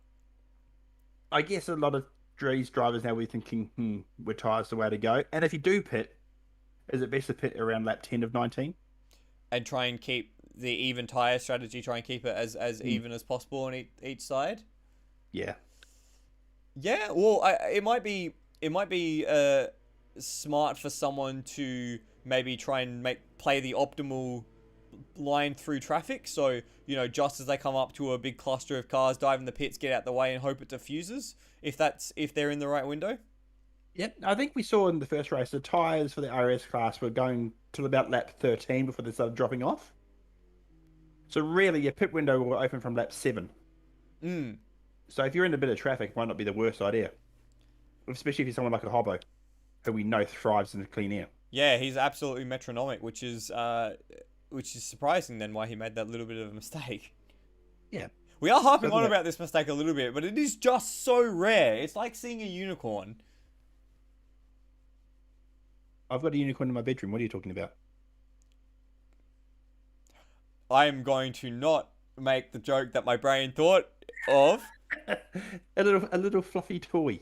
Because that would make me a bad friend and an even worse presenter. Oh dear. It's past 9 o'clock. You're fine. It's 9 o'clock. Not in South Australia, and we do have viewers and competitors from Western Australia as well. So we do need to be, sensitive to different time zones. And it isn't all about the eastern states here on Endurance Chat Media, is it? No. If it was, no, definitely not. Exactly. So what else have we got coming up? Someone just joined us in chat. I do not know. I did get a bloop. Yep. Me. Yes, hello. We are live. We are live at the moment, so you know. Can we have you, sir? Yeah, hence why I'm being quiet. It is Nether. How are you, gentlemen? How was race 1? It was quite nice from our vantage point. How was it for you, our server operator, Mr. Netherelmian? It was a very interesting race. I actually didn't expect there to be pit stops, but I guess people figured out that if you abuse the front tyres a little bit too much, then you have to stop. And I think the only person that really worked out what the lap time delta was the race winner in that one for RS, Damon Woods. But he only just hung on. It was very sketchy at the end there with, I think, a few deep braking moments and a significant loss of time. Yeah, absolutely. And his lap times obviously reflected that. They fell off a bit of a cliff toward the end there. I think his second last lap was like 1:09.5 compared to the times you're seeing for like pole position, which were, up in the low or high threes and low fours. So it's a far cry, but I guess goes to prove that, if you do your homework, you can make it work. And I guess he stayed the course when everybody else thought, let's get in and get some tyres and see if we can sprint to the end, but didn't quite work out for him because they came into traffic that was also trying to do the same thing, try and get home, and then eventually they had to stop. And by the time that traffic cleared, it was too late for the chasing pack. I guess now we're going to see that pretty much everybody will come through the pits from lap 6, I'd imagine now. Well, there's a possibility. Obviously, it's been proven that it can be done, but you don't have to. You don't have to stop, but you've got to obviously do the lap times that you need to do to make it happen. So I wouldn't be surprised to see a few people tossing up some ideas. I've actually had some questions fielded about what tyres people want to start on. Like people are talking about taking a roaded set of tyres on the rears and a green set of tyres on the front, especially at some of the stops, which I know there was one person, I won't mention their name, but I know who did it. And they seem to actually get a benefit from it, having some warm rear tyres to sort of help with the drive, and then a good green set of front tyres to help with the turning. So there's a couple of interesting strategy things I think a few people are starting to work out that what might be the quicker strategy if they do have to come through the pits, that maybe taking two sets or two tyres on the fronts only is the quicker strategy rather than taking 4. And I think that's actually quite a smart move there. And for if anyone's actually listening to us who's in the RS class, they might have picked that up. Because I noticed that when I was doing my little run around earlier in practice, you churn through the front tires here, but the rears actually stay connected quite a bit, and it changes the balance of the car quite dramatically over the course of the stint. So maybe leaving the rears on, once you get over that little bit of odd balance, it might actually level out to be a more neutral car as the stint wears on. I think you're probably right. And on top of that, I know they're four-wheel drive cars, but when they obviously get traction out of the corners, they sort of sit on their haunches a bit more. So the rear is doing a fair bit more of the work compared to the front tyres. So having tyres that you don't sort of need to lean on and abuse all the time, that will last the distance is probably the smart move and balance up the car a little bit, especially having those tyres at the front that you can just sort of lean on a little bit more, get a little bit more bite, and then obviously you know what the wear limits are now, how far you can take that front tyre before you have to stop. And it's one of those things as well for some people, their first laps on the track in these cars are in practice. So the whole night is a sort of iterative process of learning the track, learning the limits, learning the tires, learning. And then by the end, halfway through the last race, they finally got it down pat. And then, of course, the checkered flag comes and it's all done. That's true. And of course, we don't run the practice servers during the week for this series. We don't want the guys to sweat it. But of course, they go off and do their own practice during their own time. And you can learn pretty quickly what you need to do. So looks like race 2 is about to get ready to get underway. So have a good call, guys, and looking forward to seeing what sort of interesting strategy calls come out of this one. Thank you very much, Nether, and thank you for running the show behind the scenes for us. Pleasure. Can we give Nether a whiteboard, please? Nether's whiteboard. Yeah, that would be great. Just a quick reminder before we get underway, race 2 will be a full reverse grid split by class. It will be 19 laps once again, so I expect to see some more pit stops. I wonder whether or not just from the sheer work of having tighter battle packs and having to navigate cars, whether anyone will brave a zero stop strategy, but will take you through to the cars coming onto the grid. I think if I was racing an RS class here, I'd be pitting as soon as I can, all 4 tyres, particularly if I'm starting at the back of the field. All 4? Yeah, that's my thinking. Okay. Well, we'll see whether or not that happens as early as you can as well. So you're gonna try and stretch it out towards the end of the race. Lap 4, lap 5. Lap 4. Oh, okay. Wow, that's bold. That is bold. You have been known for your bold predictions and bets as we get away from the grid. Kiwi, do you want to take us through the grid? Yep.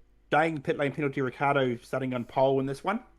Ahead of Cracker in the number 64, we have Luke Joyner starting from 3rd, Lockie Burke starting from 4th, Nathan Higginson from 5th. Then we're going to have Brenton Foley and then Brenton Hobson in 7th after his not so great race 1. Scotty Nolan, his teammate, in 8th. Luke Rosella has got the synergies in 1, 2, 3 there in 9th. Damon Woods, last race winner, in 10th. Then we go to the R class. Glenn Miles coming from 11th, ahead of Mike Colston and Steve Warwick in 13th. That pole position starter from last race. Brock Harvey from 14th place on the grid. Then we go to Scotty Murrell, Darren Kemp, Matty Cecil, Ben Hall from 18th, Rody from 19th after a great race 1. Justin Cecil from 20th, Peter Thrower 21st, and Termo 22nd, with Steve Bolger and Tim Redmond rounding out the field. So Tim Redmond, we've seen him do it from the back of the grid once already tonight. Can he do it again? It's going to be a much more significant challenge this time around, with a lot of the faster guys around him also looking to make it through the field. So it'll certainly be a more complicated equation as the cars come on to the main straight. Daniel Cardo's got quite a bit of a gap behind him with cars making their way through. So he's gonna sit there for a little while, getting things all hot and bothered. Who wins the fight into turn 1 here, Chris? Cracker. Cracker? He's backing up on the grid. I reckon Luke Joyner is going to be the one that jumps all both of them. All both. Brad English. I am the breast of English. I don't know. I've been told I have a word with Waze. Excellent. Let's hope these cars have a way with driving as we get ready for race 2. You can hear the sirens in the background, and the race is underway, and it is Dane Liccardo who has the best start. Joyner goes absolutely nowhere and starts falling backwards. They all file through into turns 1 and 2, but it is Liccardo from Cracker, from Higginson and Burke, and there's a spin in the background. That's Scott Nolan. He's spun straight across the field, and he's going to drop well down the order. We just caught that on the very, very edge of screen. There he is now. So he's had a shocker of a start from the tail end of the top 10, but it's Dane Liccardo who's shot out to a 2.5 lead already as they come through the middle section of the track. Dane Liccardo playing the long game, can ensure last place in race 1, so can win race 2. Interesting strategy. Cool. It's almost as if he's tanked it. Yeah. Further back, we have Scotty Murrell still ahead in R class from Mike Colston and Steve Warwick. Just watching the RS classes drift through turn 9. They're going to go 3 wide at the final corner. It's going to be Damon Woods already up into 4th place as they go 3 wide. It's Brenton Hobson, Nathan Higginson, Luke Joyner all squeezing together. And they squeeze their way through to the other side. And Rosella's just behind them. There was a lot of bumping and barging there. The Mitsubishi Goldwyn dealers could be happy with the panel beating they need to do now. I'm just watching the R-Class file through turns 1 and 2. Yep, cut 2 wide there between the Napa machine and Glenn Miles. If you go further up, Dane Liccardo's 1.7 seconds ahead already. Spin at the top of the hill. It's Luke Luke Joyner, who's spun around, and he's sitting now on the inside of turn 4. And he's going to have to sit there and wait. He's going to have to sit there and wait for the whole field to go past him, because there's no way he's getting around and back on track before they do. So he's lost a lot of positions there and a lot of time as well. I just want to go back to the RS class because Damon Woods is already in 4th place. Yeah, we did see his great work through the early part of the race as Brenton Hobson goes down the inside of Lachlan Burke. We're going to jump on board with Hobson and see his run down the main straight. You can just see Lachlan Burke in that side mirror, just on the very edge of shot there. They come Drag race into turn one. Yep, Lockie Burke on the outside. He's going to struggle to hold it through 2. But Damon Woods and Cracker are just ahead of Hobson, so they're going to be held up briefly. Cracker bails out very early and lets Woods through. Can Hobbo squeak through as well? It's going to have to be a brave move if he does. He doesn't, so this could be a little bit problematic for Hobbo. We know that Cracker isn't quite up to the same pace as both Woods and Hobson, so Hobson size through down the inside now and gets it done. Further back, Cracker just got a bit of a rear end, getting a bit of a bunch after Lockie Burke now to come back up the hill, and Rosella goes wide. I think he got pushed out wide there, and that's going to open the door for Lockie Burke down the inside. No, Rosella cuts across and stops that move. While making one of his own. So well done, Rosella. Turned defense into attack. And party's on. Let's have a look at the top of the R class now. Scott Morrow holds the lead. He's up... Oh, no, that's Damon Woods that we're seeing on the little infographic in the corner because he's got the fastest lap of the race. Scott Morrow is up 5 spots for the R class lead. And he's got Mike Coulston and Steve Warwick, and Brock Harvey is the next group behind. Remember, Steve Warwick and Brock Harvey were the fastest 2 in qualifying, so they've had a difficult race 1, to say the least. Yep. As we see here, Tim Redmond in 14th place already as well after 3 laps. And Ben Hall, machine. He is. And ahead of Ben Hall and Matty Cecil, the cousin of, as we've discovered.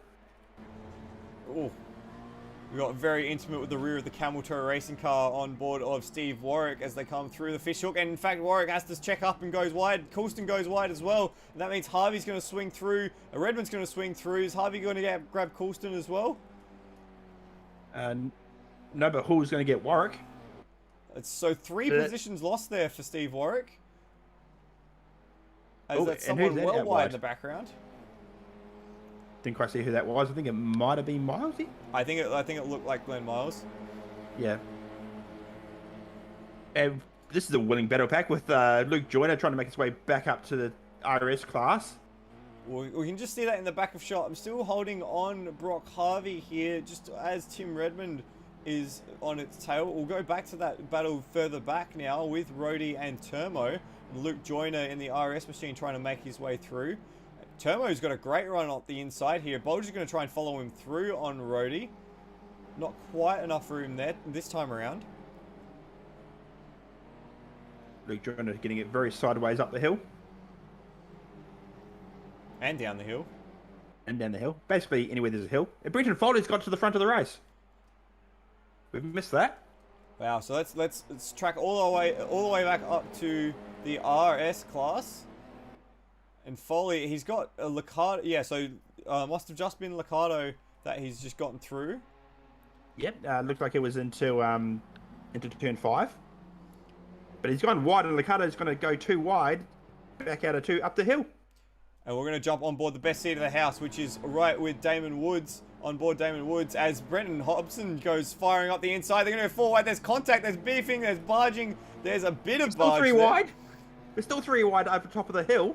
And Foley's the unlucky one there. He's got nowhere to go. Meanwhile, Don Liccardo's going, see ya. Oh yeah, he's gone, I'll take the lead back again. Thanks, lads. I actually think that's... we'll call it forceful. I'm not sure that's something that can be penalised, but I wouldn't be too happy about that if I was Brenton Foley. It's just squeezing cars into spaces they really shouldn't be. Yeah. This is not a track you can run 3 wide for all that long, especially 3 corners, and I think they just showed it. So yeah, he'll be hot under the collar, no doubt. And if he's as hot under the collar as other Red Bull drivers, as we have a drive-through penalty for Brock Harvey. Oh, that's a very weird one. That must be track limits. Oh no, he's just come out of the pits, which is very peculiar. Speeding. Must be. That's a very odd one. He must have learnt from his race 1 tyre problems and figured that he could get away with taking a pit stop, but unfortunately it's come back to bite him. Yep, and it's just popped out of track just in front of this lead group. Yeah, so we're riding on board with Damon Woods, watching the battle for the lead, and you can just see the red Brock Harvey MHRT machine just ahead as they dive into the fishhook. Liccardo, very defensive there, took the inside line away from Brenton Hobson. That's actually going to open up the door for Damon Woods to maybe have a sneak through on the Synergy Sim Racing machine as they come through turn 9. Not quite, not quite. Liccardo playing the team game as much as anything here? I think Liccardo's just blocking for dear life at this stage. They come through on Harvey into the final corner. And Foley goes through as well. So yeah, they're around lap 7. Try and make the bunch of clear air. We'll see where he comes out. Coming into turn 1 now. Somewhat well behaved, gentlemen. Not for long, I don't think. With Hobson still on the tail of Liccardo. I reckon if we can find a way to get a view out of the rear of Liccardo's car. I'm scrolling through and seeing if that's possible. It's not really possible, so we'll just have to go from the front of Brenton Hobson as he leaves a bit of Morse code on the rear of the Evolution Racing Team RS. In an Evolution Racing sandwich is Hobson. And Liccardo's being extremely defensive. You can see him moving all the way over in the fishhooks to try and block that inside line. This defensive driving is going to eat up his tyres as well, so you would think there'd be a pit stop coming for Dan Liccardo. And straight to the inside once again. If I was Hobson here, I would fire it straight off into the pit lane and try and do the undercut. Not this time by, but he might get a good run and go around the outside to turn 1. He might get the move done before turn 1 actually. They're side by side down the front straight. Don't quite think he's got the drive, but it's going to be tight as Liccardo brakes very early. He has the inside line. He's got it covered off. Can Hobson wrap around the outside? Go side by side back up the hill, and in fact Hobson has taken the lead. That was a great move by Hobbo. Very forceful, just got it done in the end, just sheer grit and determination. So and now the question is, will Dan Liccardo fight back? Ooh. Oh, he has been known to be a bit hot under the collar, has Dane. He has been known to make some rash choices, so maybe you'd hope he doesn't end up spearing his teammate off as they go side by side through the fishhook. No, I think it's giving his teammate just enough space, and Hobson from Woods now in second place. Oh, no, Woods has gone off the track, I think, and Dan Liccardo's pulled well inside. He's going to let Luke Rosella through as well, is he? As he goes into the pit lane. So that was Liccardo. So Liccardo actually shot through there. That checked Woods up because Rosella's gone through on Damon Woods. So that was actually poor team play there from the Evolution Racing team. Yeah, that was bizarre. That was bizarre because you would expect any sort of communication there would let Woods know that Liccardo's going to go in, so you've got to be on the other side of the track. But they just got hung up in the wrong spots, and that's actually ceded a position. And if you're going into the pit lane, don't pull onto the inside of the track. Yeah, exactly. Okay, we'll leave the RS class and we'll check in quickly with the R class and see Tim Redmond now leading the class already. He's in 8th place overall, and he's got Scott Morrill just behind, so that move has been made fairly recently. Ben Hall in 3rd, Steve Warwick in 4th, and Termo, who's up 10 positions, doing quite well. So he's been the one, besides of course Tim Redmond, who's up 16, which is just ridiculous. Last of the field, and we see lap 10 now about to be completed by Brenton Hobson. No pit call from Hobbo yet. By the way, Foley, who has gone through the pits, he's dropped out in 15th, just behind Steve Bolger in the R class. And then Dane Liccardo is in 20th, just trying to make a pass on Justin Cecil through the sweeper at 6 and around the outside into the fishhook. Yes, he does. While you're looking at that, we just had a pass for second. Damon Woods has gone on the inside of Luke Rosella at the top of the hill. Bit of bump and barge, and it's going to actually not get the move done. Rosella does close the door. We'll have a quick look if it looks like the move's not going to be made through the fishhook. We'll have a quick look at the replay. So you can already see coming up the hill there side by side. Nathan Higginson picks up the penalty. So it was a poor run out of 1, which was the problem for Rosella. Went side by side up the hill. And Woods had the inside line, but didn't really make the most of it. I think just maybe lost a little bit too much momentum in the mid corner, and that was enough for Rosella to come around the outside. Yeah, so it's given Hobson a chance to check out with a 2.2 second lead, as we see in the background. Nathan Higginson serving his drive-through. Take him out of the running. Not as many pit callers as I expected so far. Not so far, no. I think everyone saw what Damon Woods did and is trying to replicate it, but I don't think that's the right strategy with all this pack battling going on. Speaking of, we're right on board with Damon Woods. Yeah, if everyone is doing it, then it's not so bad. You'll get away with it. Possibly. As Woods tries the over-under, does a great job into the fish hook, and gets it done. That was a great move. Just absolutely sent it down the inside. Nothing Luke could do about it. As they come now up to the top of the hill, got himself a decent margin. They should hold on to that as they come down the straight now to start lap 13.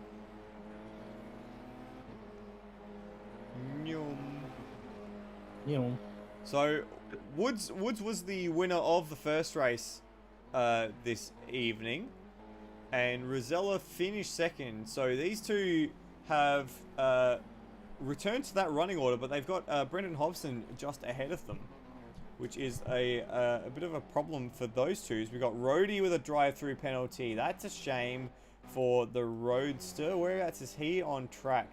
He's just coming down through to the fish hook now, so I think that might have been a track limits violation. In the Moog machine. What is Moog? I have no idea. Okay, we've just got the leaders coming up on Glenn Miles now. So is that Glenn Miles? No, that's... Yeah, it was Glenn Miles. So the lap traffic's starting to play a part. Glenn Miles, Matt Cecil rather as well. Flash the lights as we got a brief yellow flag. I believe that's for someone diving into the pits. So whereabouts is Hobson in relation to the next lot of traffic? 22nd, I think, would be the next lot of traffic. Who is Luke? Oh, actually, Luke Joyner's in 22nd. He's had a shocker. He might have had a pit stop as well. In fact, yeah, he's a lap down on his RS class buddies. So that's a bit of a weird one. Yeah. So I think the next car up ahead is actually going to be Rhodey after that drive-through. I think he's behind now. He's just had that drive-through. It'll be Justin Cecil who will be the next car for this group to pass. Okay, so with 6 laps to go, now the pit, when you wouldn't pit now, surely, unless you really had to. Unless you were desperately, direly needing it, yeah. Yeah. So it's really interesting to see no one do that, as we see Luke Rosella trying a bit more Morse code on Damon Woods. We'll jump on board with Luke and just have a look from the seat of the Synergy SimRacing red machine. What we'll do is actually we'll just turn it up and we'll just let Luke take us around.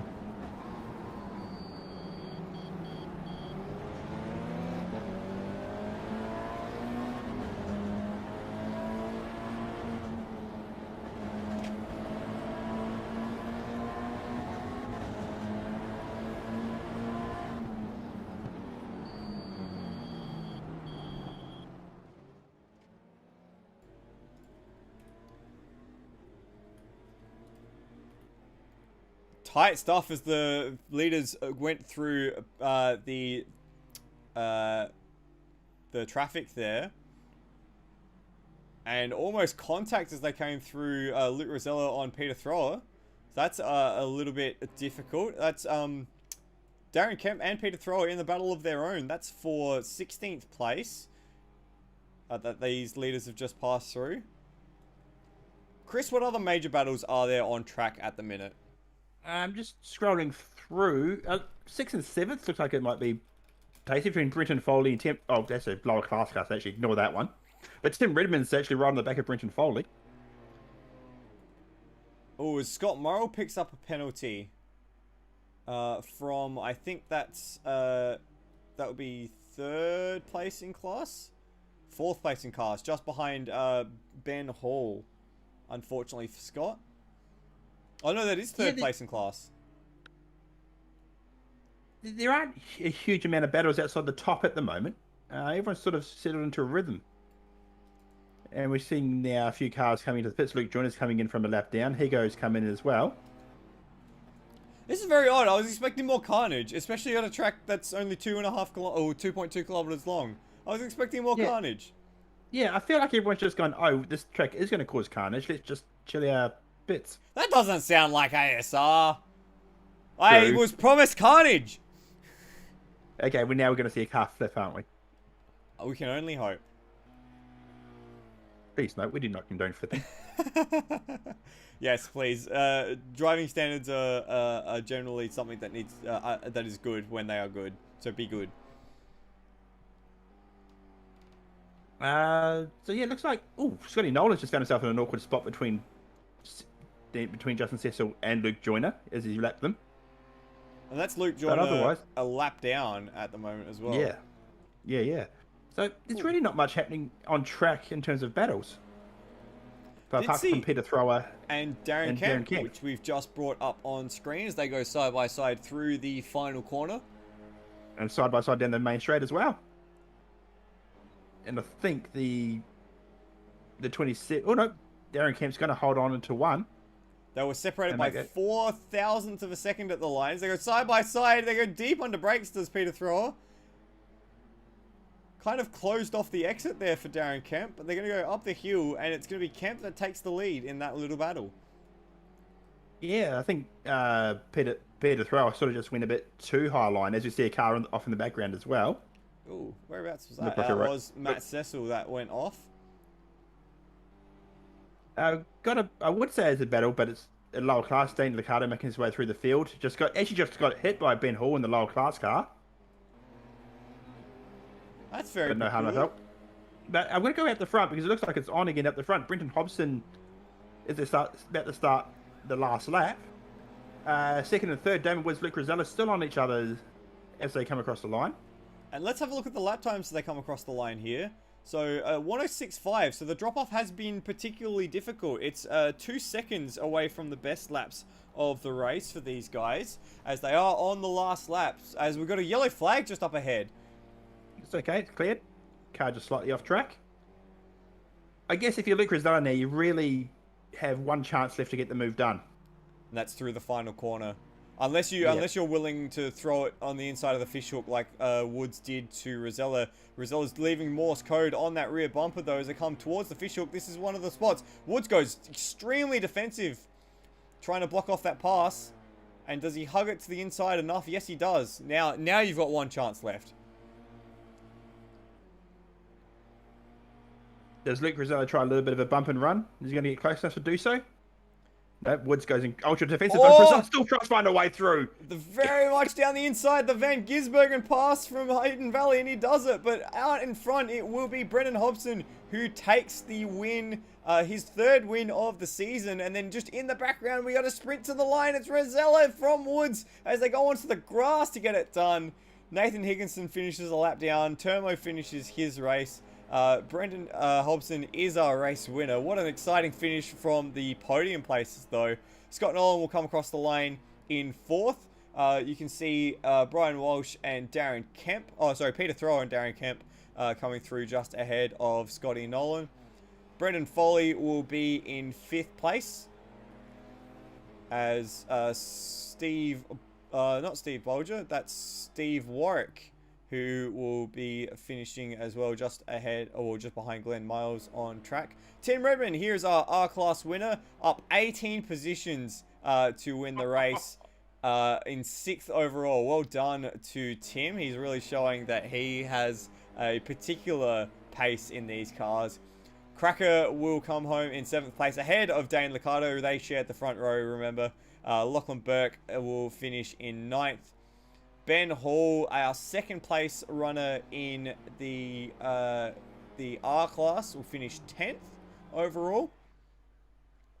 And then Nathan Higginson, who was a lap down, finishes, unsurprisingly, a lap down. And then we had an interesting race too.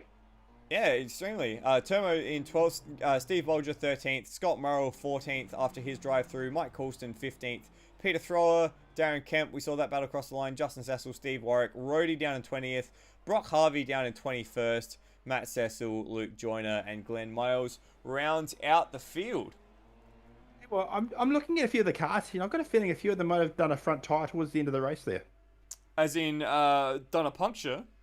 Yeah.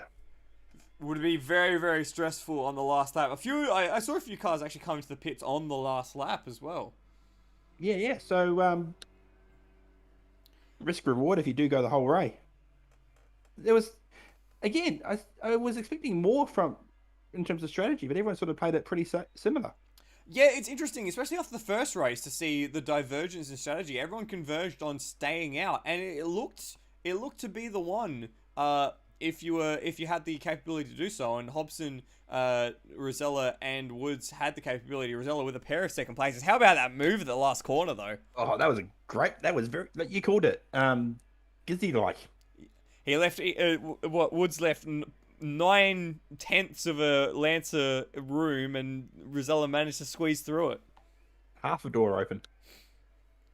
It was very well done from Luke Rosella there. So that means that he will start 2nd on the grid for the final race. Brenton Hobson will lead us away once we go through the sequence and series of events. While they sort all that out and finish off the session, we're going to take another quick break, and we'll see you back shortly, about 5-10 minutes for race 5. 6. Oh, race 3 of the evening. Oh, what? Oh.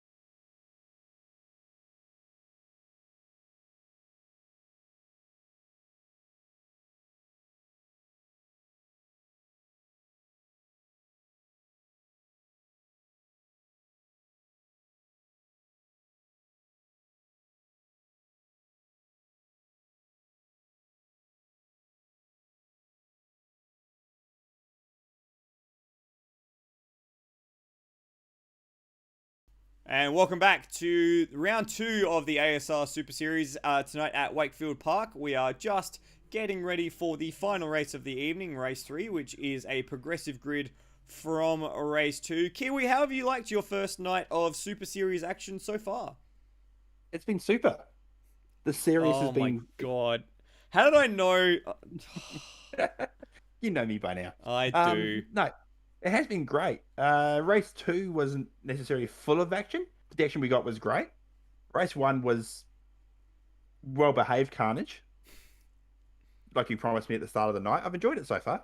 Yeah, I'm kind of surprised at how tame race 2 ended up being. I was expecting chaos. I was guaranteeing chaos. It was and that's what your guarantees from Michael Zavari are worth. Oh, that's mean.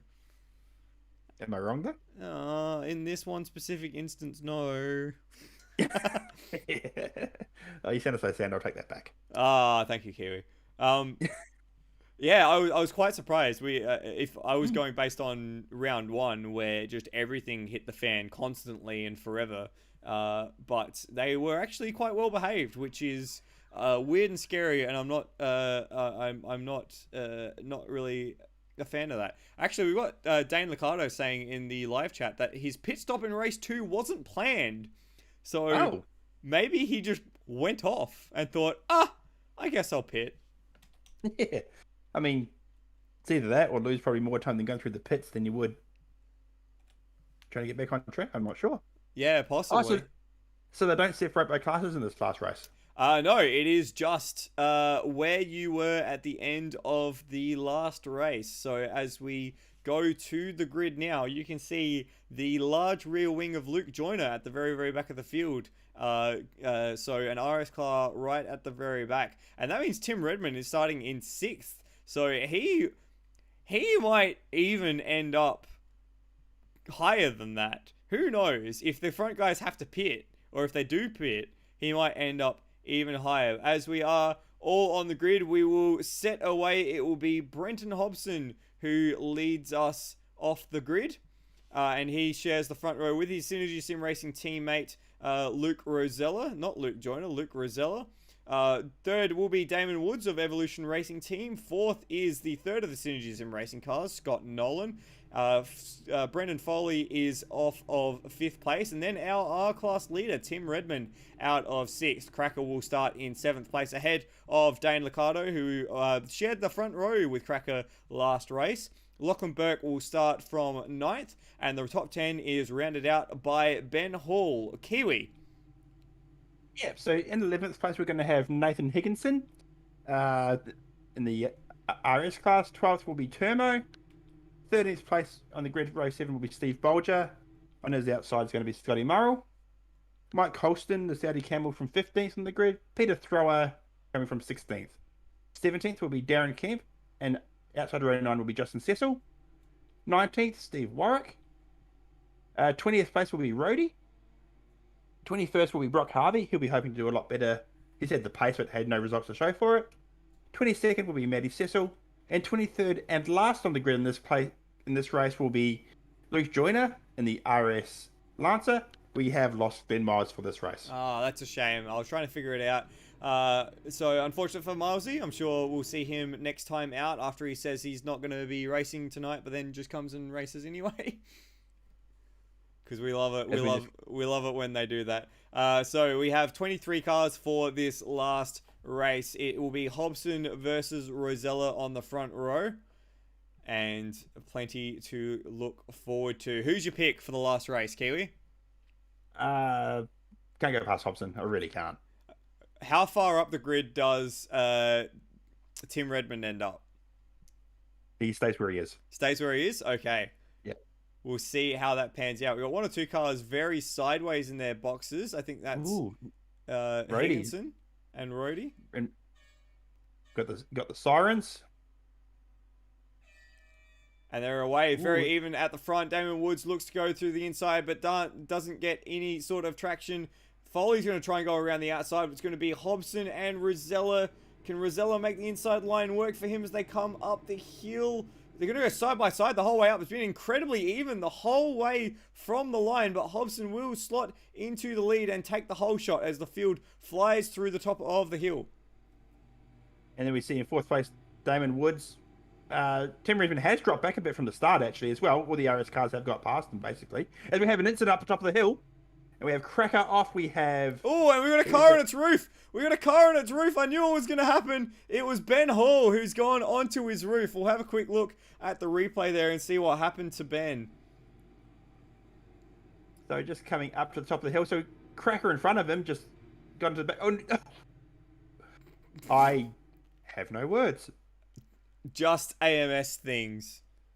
Yeah, yes. So Ben Hall is back out on track.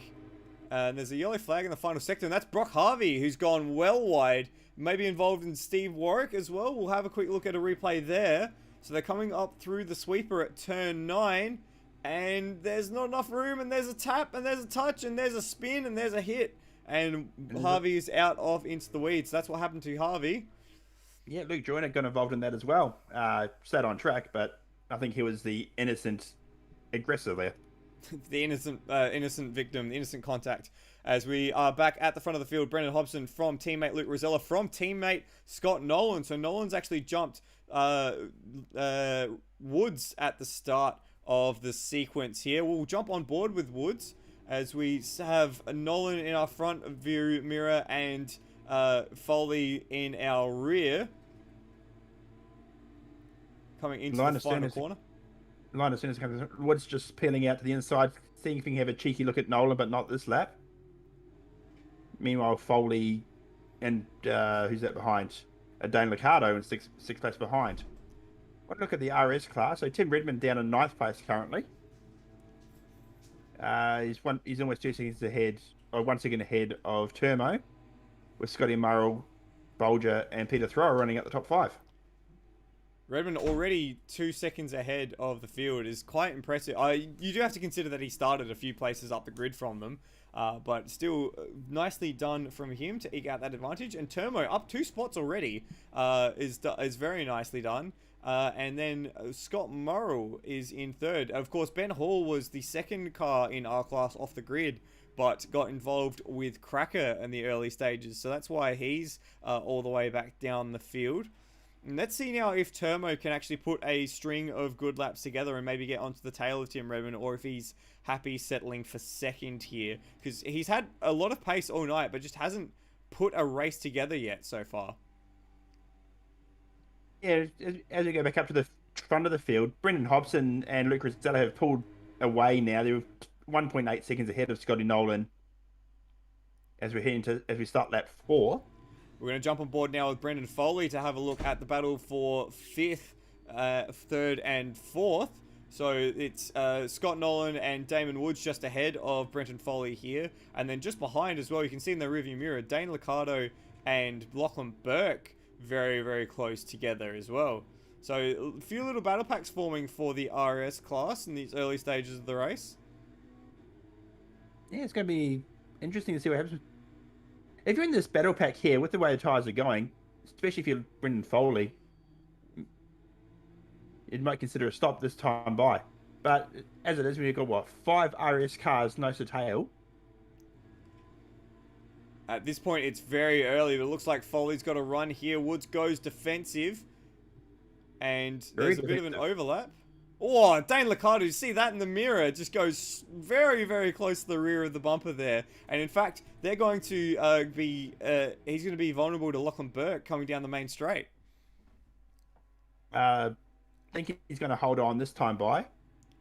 Further up, Brendan Foley's gone to the back of Damon Woods ahead of him. Hasn't unsettled him though, so they've got away with that one. Bit of a love tap as they come through turn 2. And just quickly, Foley had set the fastest lap of the race last lap around, so it was a good lap to go on board with the Red Bull Mitsubishi driver.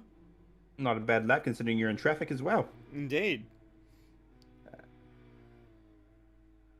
As we come down the hill through to the fish hook, no one's trying anything adventurous this time about. Lap 5 of 19, probably a bit early to try send it up the inside when there's no gap, a la what we saw last race. Woods is not looking super comfortable in the middle there, as Nolan has to go defensive this time. Woods all the way to the inside of the track. Foley's going to go around the outside. Not quite enough room there. There's a little bit of tapping, but I think Woods is desperate to get past Nolan because he knows Foley is possibly quicker at this stage of the race. And it looks like we've got a retirement in the background. That's Rhodey, who's sitting in the garage. Yep, Rhodey's done for the night, unfortunately. It's a shame because he was having a good run of race 1. Now we see Nolan and Woods. Nolan was actually going somewhat defensive coming up the hill, and they've fallen back into line coming up to the top of turn 4. So we're going to leave these guys just briefly and just go a little further up to look at Rosella and Hobson, because they are very, very close. The gap at the last sector mark was half a second, so not all that much at all. And Rosella is all over the back of Hobson's Lancer as they come into the second sector mark. And we can even see in the background, again, Woods on Nolan. Nolan a little wider this time. That opens up the door for Woods to go down the inside, down the main straight. They're going to go side by side. We're going to jump on board with Foley, the best seat in their house, as they come down the main straight. And Woods get it done on the inside of 1. Foley trying to go in the outside as well. Almost 2 wide contact. through 1. Almost contact at the braking point, and Woods is going to sneak his way through, and Foley's going to go through as well. I think, yeah, and now Ricardo's going to try and get a piece of the action as well, but he's just too far back. As they go 2 wide coming up the hill, and he's in contact. Big contact, and Nolan gets screwed off wide. That was a big moment there with the 2 tyres making contact, and very lucky for Nolan that he managed to stay on the circuit there. Yeah, coming out just ahead of Lockenberg, so significant change for position there. That's actually benefited Brenton Foley quite nicely. It has done quite nicely, and also Damon Woods, who's actually managed to escape a little bit from Brenton Foley to the tune of about a second. So that's nice for Woods. He was looking very under pressure from the Red Bull clad Lancer, and now looks a little more comfortable. Well, Turmo's just gone off track as well in our class. He was from 3rd in class, or 2nd in class even. I wonder if that might have been involved with Luke Joyner. We're going to take a quick look at the replay and see what's happened here. So through the fish hook, and just outbraked himself, unfortunately. So he's now getting passed by Cracker, who's not for class position, but that man just behind him, Scott Murrell, who's picked up a drive-through penalty as we talk about him. Unfortunate for Murrell, maybe just one too many excursions off track. So he's picked up a drive-through, which means that it'll be Steve Bolger who will be in 3rd place in the R class once Murrell takes his penalty. And Tim Redmond, he's in the middle of no man's land here. He's got 9 seconds ahead of him and 8 seconds behind him. It's sitting very pretty in the R class lead. Yes. We just had our first pit caller as well, Steve Warwick from R class. Actually, I'm just going to take us back further up. Dane Liccardo's gotten through on Brenton Foley as they come into the final sequence corner. Foley goes into the pits. So interesting strategy there for Foley. I think Liccardo actually got past him already. That was a very, very close battle pack before Foley dived out of it. Wonder if that was Foley going, you know what, it's probably, I'm not going to fight this too hard. I think at this stage of the night, you want to be fighting hard. I think that's kind of the point. Yeah, but if you know you're going to pit, I would see Brenton Foley in pit lane now. He's been in there for a little while. He has done. In fact, he's going to drop even behind Luke Joyner and Cracker. He's on his way now, but he's going to be even behind some of the R-Class cars. He's going to pop out behind Peter Thrower, perhaps? Behind Mike Coulston? The Saudi Camel. Yeah, wow. So that's 16th place. So quite a bit to make up for Foley. Yeah. Now the question will be, will anyone else from the front group pit? Not this time, by. I honestly doubt they will, considering what they managed to do last race. I think they'll stay on it. As we now hit lap 10 for the leaders, Nathan Higginson with a drive-through penalty. On your Higo. That's mean. Damon Wood set the fastest lap of the race. He's trying to hunt down Brenton Hobson and Luke Rosella, who have separated themselves out a little bit. Then there's this crazy little battle pack here. Dane Liccardo, Scott Nolan, and Lachlan Burke for 4th, 5th, and 6th. Liccardo using all of the curb there, just trying to close as much of the track down to prevent Nolan from coming past. The fishery here is possibly going to be Lockie Burke. Whoa! Oh, Nolan straight into the rear of Dane Liccardo, and it's speared the car off, the Evolution Racing car. So what we'll do is we'll actually take a replay of that one from Scott Nolan's bumper, so you can see very, very close coming into the... Oh, that's a little amateurish, I have to say, from Nolan. And Nolan's actually quit. That's unfortunate. Ooh, what am I doing here? I was just about to say that Lockie Burke could be the beneficiary here, and then that happened. You're prophesizing, soothsayer. You are. See, this is why we need you back in the commentary box. First time anyone's ever said that about me, but we digress. What it has done, it has opened up the top 5 quite significantly. Yeah, so let's see if we can get a little bit of a snapshot here as the cars come through the fishhook. So there's Hobson, there's Rosella, there's Woods, and then it is quite literally daylight until the next car, which is Lockie Burke. Yeah. And then again, quite literally daylight until Dane Liccardo. And we've got another DNF. Darren Kemp's DNF'd from the race as well, I've just seen. So unfortunate for Kemp. And then it's Higginson, and then Tim Redmond as the first of the R-Class cars, sitting in 7th overall. And then we got Cracker, Luke Joyner, and Brenton Foley coming through the fishhook now. Luke Joyner, I think, he's done well. He's actually in 9th place at the moment. Not a bad effort from him after starting from the rear of the field. Yeah. Termo coming in 11th. Then we've got Peter Thrower, Steve Bolger, and Mike Colston in pretty close proximity, with Ben Hall in 15th place behind him. And then we've got a bit of a battle between Justin Cecil and Scotty Murrell. I think Murrell's got the eyes on there. He's looking to make amends after that drive-through penalty early on. And there's Matt Cecil just getting lapped now by the leaders. So what we'll do is we'll scroll back up to the leaders, the battle for the lead. Brenton Hobson from Luke Rosella from Damon Woods.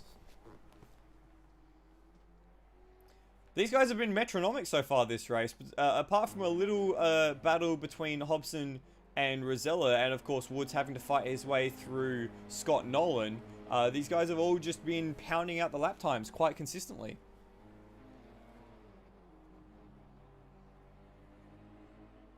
Yeah, not much really to say apart from they're just being that even at the moment. As we see Nathan Higginson run wide in 6th place currently. Just looking at their lap times, they're all pretty consistent lap times as well. Brenton Hobson's 105.1, Luke Rosella 105.18. Woods just had a big moment at the top of the hill. I was just trying to check in on his lap time, and he got his rear wheels on the curb, and that sent the rear of the car out sideways. So that's lost him at least half a second there to the tail of Luke Rosella. What's going to say? His last lap was a 105.2. Which is pretty good at this stage of the race, 13 laps in. How much time does that cost him? That cost him almost a full second. And Lockie Burke, he's running slower than top 3 at 106.3 currently. But still, sitting in 4th is a pretty decent return for Burke. He's got Liccardo another 9 seconds further back, so he could conceivably hold on to that 4th position until the end of the race. Yeah, with only, 6 laps to go? As we see the leaders just come through the... who was that? I just had a complete mental blank. Justin Cecil and Scott Murrell. Yep. Well, Murrell's still with the headlights on. I'm not sure if he's if that's going to be looked on too kindly by the race stewards after the race. Does cause a very weird effect when you're driving an AMS when the car behind you has the headlights on. That it does. Can cause a bit of trouble for streamers as well, with frame rates having a wee toilet break. Everyone's sort of really well spread out now. It's almost like we're doing a qualifying run. Well, they're trying to do a qualifying run. as Scott Morrill picks up another drive-through penalty for track limit violation, this time through the sweeper at turn 9. He goes straight off into the pits. Yeah, everyone is pretty much equidistant on the track. So I'm just interested here. What we're going to do is we're going to just hold the camera at turn 1, just look at the spread of cars on the track. So Cracker's actually made a pass on Justin Cecil there. There doesn't seem to be too many cars down this end of the track now, with Lachlan Burt going through, and then that's Matt Cecil coming out just behind the returning Scott Morrill. Then that's Dane Liccardo and Steve Bolger, and there's a car off in the background there. That's Nathan Higginson. He's got a drive-through penalty, so he's not having a great time of it. Then that looks like Peter Thrower. Or is that Tim Redmond with Brenton Foley behind him? That's Tim Redmond there, Brenton Foley now, and that would be... Brock Harvey, Brock Harvey. Joyner. Yep. Luke Joyner currently in 8th on the road. That's not a bad effort for him. Then we've got Steve Warwick. And then the lead group once again. So they're all quite evenly, nicely spread out, which is very weird. Not at all what we were expecting. Yeah. That's Mike Coulson not putting to the inside of letting Luke Rosella through. So up front, the gap currently is 1.1. The fastest car is the car in second place currently. All right. So that might be worth keeping an eye on as we get down to the final portion of this race. Last lap of 105.4 for Luke Rosella against a 105.63 for Brenton Hobson. Doesn't seem to be too much traffic immediately ahead. That's Peter Thrower just getting well wide there, allowing Hobson to come through. And he's going to probably do the same courtesy to Luke Rosella. Yes, indeed. So that... So it's the... Go on. So I was about to say, I was expecting traffic to have more of a say, but with even the R-Class field spread so far, it just means that each driver can sort of step out of the way when the leaders come through. Yeah, so this time by, it looks like the gap's actually increased slightly. Hobbo with a 105.4, actually a 10th fast. 105.5 that time by. And a 105.7 for Rosella, so just stretch the gap out a little bit. I did notice a few close lap time, a few times, and is that a battle for position? No, that's not a battle for position. What am I saying? This is a battle for position, though. Brenton Foley versus Tim Redmond.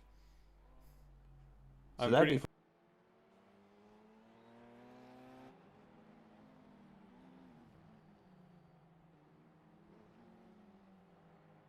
much further advanced than the track.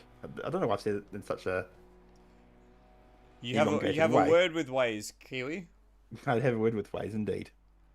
So 2 more laps left of this race. Another 2 minutes and 20-ish seconds for the leaders as Hobson comes across the line.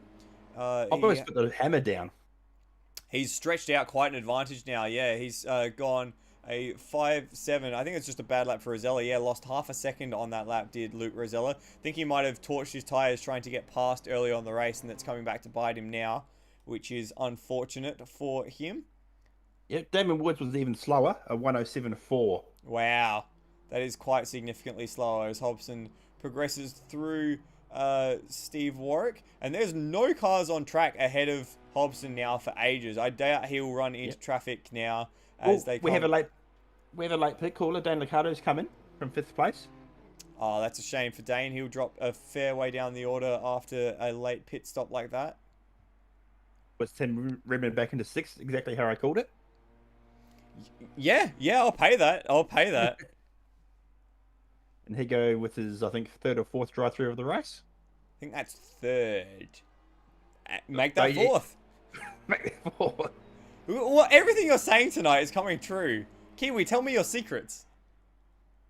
Get lucky once a night, and unfortunately I'm wasting that luck here and not on Tats Lotto. Yeah, fair enough. Last lap has begun as Mike Coulson gets a drive-through penalty. He was running very nicely in about 16th or 17th for the R-Class runner. So bad luck for the Saudi Camel. but it has been another class performance from Brenton Hobson tonight in the second two races. Had a bit of a mishap in the first race, but has put that to rest very nicely. And catastrophe forbid will take home a second race win in round two rather, of the ASR Super Series. Dane Liccardo picking up a penalty late on in the piece as well. It is going to be difficult to see where all these penalties shake out in the wash, but it will be a Synergy Sim Racing 1-2 as they come around the final corner and to the line. There's Brenton Hobson. 2 wins out of 3. Not a bad result in the end, really, for him after his first race. And another win for Hoppo with his teammate Luke Rosella in second. Third place, it looks like it's going to go to Darren Woods, which it will. Damon Woods, very nicely done. He's got Termo and Peter Thrower behind him. They are at the tail end of the top 10, 8th and 9th. Props to Lachlan Burke here, who's going to come across the line in 4th place. Up 5 positions. Kept his nose very clean. Kept his nose clean when the cars in front decided to have a dance into the countryside, and is going to bring home a great 4th place. Brenton Foley right on the backside of a slow cast car to come home in the 5th. Just behind Scott Murrell and Steve Bolger. He's going to push Bolger across the line there in 5th place. And then we have our R-Class winner, Tim Redmond. Stays on the lead lap and finishes 6th, which was his starting position, which is exactly how you called it, Chris. I was going to say, I'm good at my job. And Luke Joyner going to come home in 7th, it looks like. He's struggling, though. Those 2 cars behind were the race winners. He's going to limp that car all the way home. Has he run out of fuel? Has he run out of tyres? Or has he run out of something? I think he might have been a lap down. Was he a lap down? He's not a lap down. He's just going to cross the line. So 7th. He's the last runner on the lead lap. And will finish in 7th place. There we go. And then after that, we're going to have Termo second. So that's second place in the R-Class. R-Class. Yep. Followed by Peter Thrower and Ben Hall. Cracker's going to bring it up in 11th. Justin Cecil in 12th. Scotty Murrell doing donuts in the infield in 13th place. Steve Bolger, Mike Coulson in 15th. Brock Harvey in 16th. Matty Cecil 17th.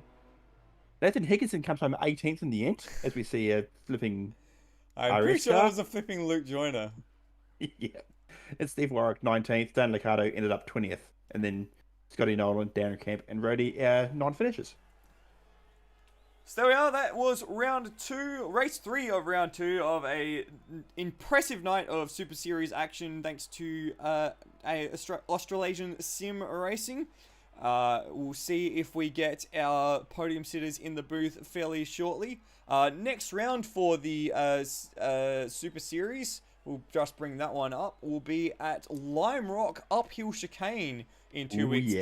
In 2 weeks' time on the 11th of September. 11th, 7th of September. That is going to be a cool race at a cool racetrack. Yep. Lime Rock Park is one of my favourite places to go. It is. Oh, it's such a cool track. Yeah. It's a shame that we're using the chicane, but I get it. I think the uphill chicane makes the track better, personally. Okay. I mean, it's not a bad track. I do love the flat-out run you can do there. But we're going to see incredibly quick laps. It's pretty fast, pretty flowing. It's going to be fun. It is going to be plenty of fun. But before that, we do have to talk to tonight's race winners. Brenton Hobson with 2 from 3. Brenton, you're keeping a great stranglehold on the championship. Just take us through your night tonight, because I know you've been a bit crook. So was that something that made it a bit more difficult for you? I don't know about a stranglehold on the championship, but we did all right tonight in the end. The first race was big props to Damon for going for that no stop strategy. I wasn't really convinced that we could do it that way and still be quick. So he got us all awake pretty quick when he got to the end in that one, and just made it work for the next 2. But it's a little bit frustrating for me, like tonight as a whole, having to race like that. I mean, we're capable of going over a second a lap quicker, and it's a sprint sort of format, but we can't sprint because we've got to look after tyres, which for me is a little bit frustrating. But in the end, we did it as good as we could do it in those next 2. The first race is one to forget, but overall, it's another good points night. Yes, 2 race wins, meaning that you've got 4 race wins from 6. You are, of course, the reigning champion in this series as well. Are you? I don't really know what the question I have here is, because you said that it was all very frustrating, disappointing. You don't have a stranglehold in the championship. You've come away with 2 race wins. Yeah, yeah, I know, but it's I mean, on pace, I think. Damon's obviously very quick, and Luke is extremely fast as well. I thought that he was going to get me for pole tonight in qualifying. So, yeah, it's. I mean, I'm not having it my own way, and the strategy calls on the night sort of all matter, and the results so far have been great, but I wouldn't necessarily say that it's all been on my terms, I guess, is where I'm getting at with that. The guys Imagine are right having there. to fight for race wins, Brenton. Imagine having to fight for it. I know. I mean, it's great. Like, it is good, and I think the competition's as strong as it's ever been for me in an AMS series. In that regards, like, it's been a while since I've been in here, as you know, but the competition continues to get stronger all the time. So it's cool to be able to come in here and have to work for it. That's what we want. But yeah, I know the points look good, but the pace is only just there for me. Like, it's we're good enough at the minute, but it could be different on any given night. So can't let my guard down. Working hard for the biscuits. Brenton Hobson, great job coming away with 2 race wins tonight. Congratulations. Yeah, thanks, guys. And we'll jump to second in that last race first. Luke Rosella, congratulations on a consistent night for you. I think it was a trio of second places in the end for you, Luke. Yes, that's all right. Thanks, Lottie. Yeah, it was a pretty positive night. Yeah, pretty difficult on the strategy, what we were going to do, especially in race 1. Yeah, in the end, we just pushed for 2 stints, pit right in the middle. And yeah, we found out it wasn't the fastest strategy because Damon, again, props to him, he did brilliantly to hold on to those tyres. And then race 2 was very interesting as well. Seeing Damon beat us on a no-stop strategy, me and Hobbo decided just to tough it out and try and make the tyres last, and we did in the end. And really, I was fighting with Damon, so I wasn't really conserving, and there was still a bit of tyre left, so they gave us pretty good confidence coming to the race 3 to do the same strategy. And yeah, race 3 was basically to the books, hitting my marks, trying to pass Hobbo, but of course saving tyres as well a little bit. And yeah, like I said, it's a pretty positive night. Just take us through the last throws of race 2. You're tracking Damon, who did a great job to get past you at the final corner a few laps prior. Take us through that last half a lap when Woods goes defensive in the fishhook and then the run to the line. Well, yeah, I was behind him. I sort of knew in the back of my mind, like he was pushing in the early stages of the race, so I knew he was going to struggle on tyres a little bit towards the end.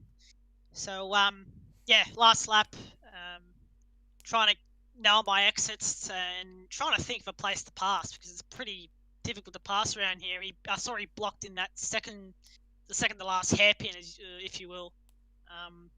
So I was like, okay, I've got to set this up for the last hairpin, the fish hook, I think it's called. Yeah, got a good run on the second to last corner. He blocked, but I saw the corner of my eye, he left a bit of a gap still to the inside. So yeah, did a Thomas Randall in Supercars at Hidden Valley. Sort of slow down a bit so the overlap goes away and yeah, dive it to the inside, and he was quite nice to me. He gave me some room, and yeah, a bit of a block pass. He's got every right to be a bit angry at me. It was a bit rude, but he got the block pass done, and yeah, got second place. I was really happy. And as well, you should be. A trio of second places puts you very nicely positioned in the championship. So congratulations on your night of racing for round 2, Luke Rosella. Thank you, Floody. And the third, I think it's the third in that last race, certainly, and a race winner from race 1 in the RS category, Damon Woods. Damon, congratulations on taking the race win in race 1, kind of stealing it under the rug of everyone else with that great strategy call. I was just hoping that my tyres wouldn't die on the last lap. They were at 0% coming across the line, so it was a risky strategy, but it worked out in the end. Yeah, we noticed that your last lap time was some 7 seconds slower than it should have been, Damon. What was up with that? I didn't want to blow a tyre last corner, simple as that. Yeah, yeah, good thinking, good thinking. Well done over the course of the night. Some great battling between yourself and the Synergy SimRacing guys. How are you enjoying these type of cars and this type of series? Oh, the sprint racing's good. I wouldn't say I'm the biggest fan of the car after this round, considering the tyres just went to the next realm. It was just, yeah, that was just shocking to drive on. But no, the racing's been good. It's been close. I mean, at times it's been a bit dirty, with elbows out from everyone. But no, it's been enjoyable, and I'll keep coming back each round and have another crack. And if you're still springing consistent podiums and race wins like that, just sure want you to hang around, Damon. It's been very good having you. I think that puts you into third in the championship as well now. Do you think you can chase down the Synergy SimRacing boys? Hobbo and Luca are always quick. I mean, the goal's always to win the championship, but the chances of that are going to be pretty slim if their pace is going to be like that for the rest of the season. Well, I hope you give them a proper run for their money, Damon. Congratulations on your efforts tonight. Thank you, mate. And Kiwi, I'll pass it over to you to do the interviews for the R class.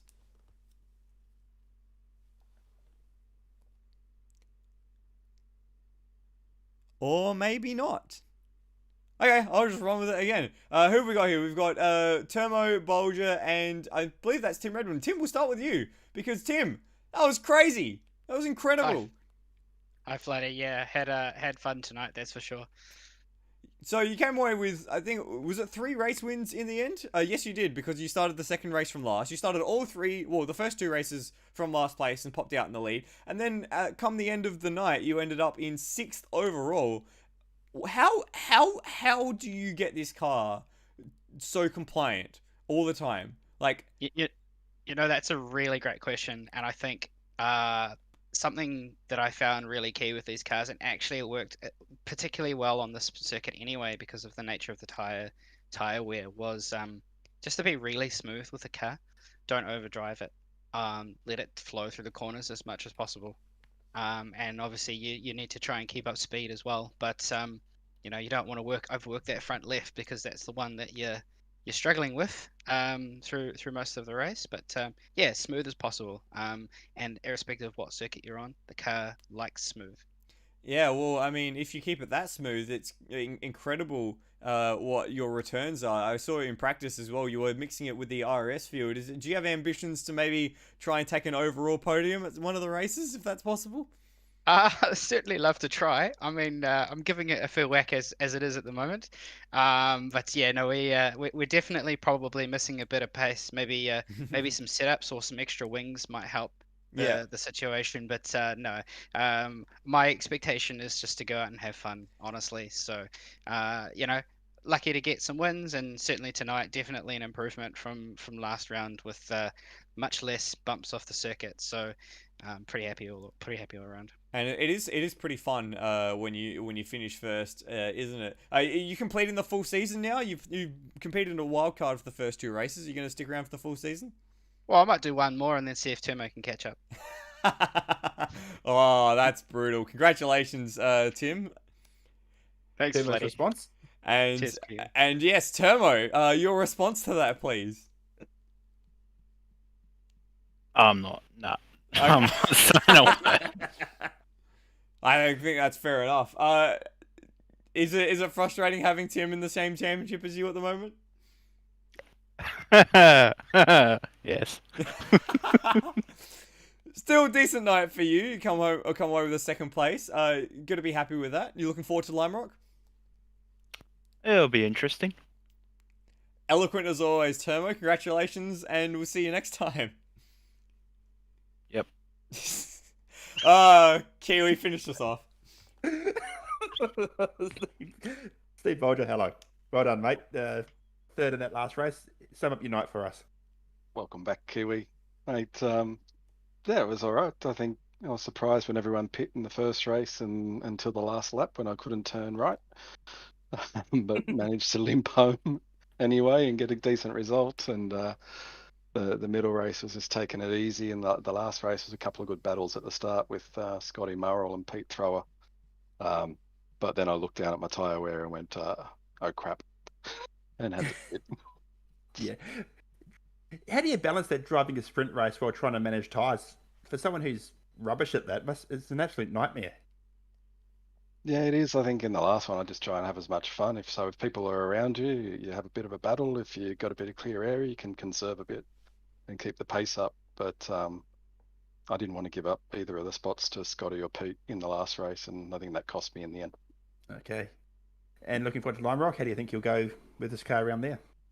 I know, starting to get a feel for the car, but Tim's on another level in this class, and hopefully have a decent battle with Termo. Absolutely. Well, Flood, you got anything else? No, that's all. Congratulations, Steve, and we'll see you at the next round. Cheers, boys. So that was round 2 from Wakefield Park. We'll look again at our calendar, which will take us through to Lime Rock on the 7th of September. Thank you very much to NetherRealmian for these beautiful graphics.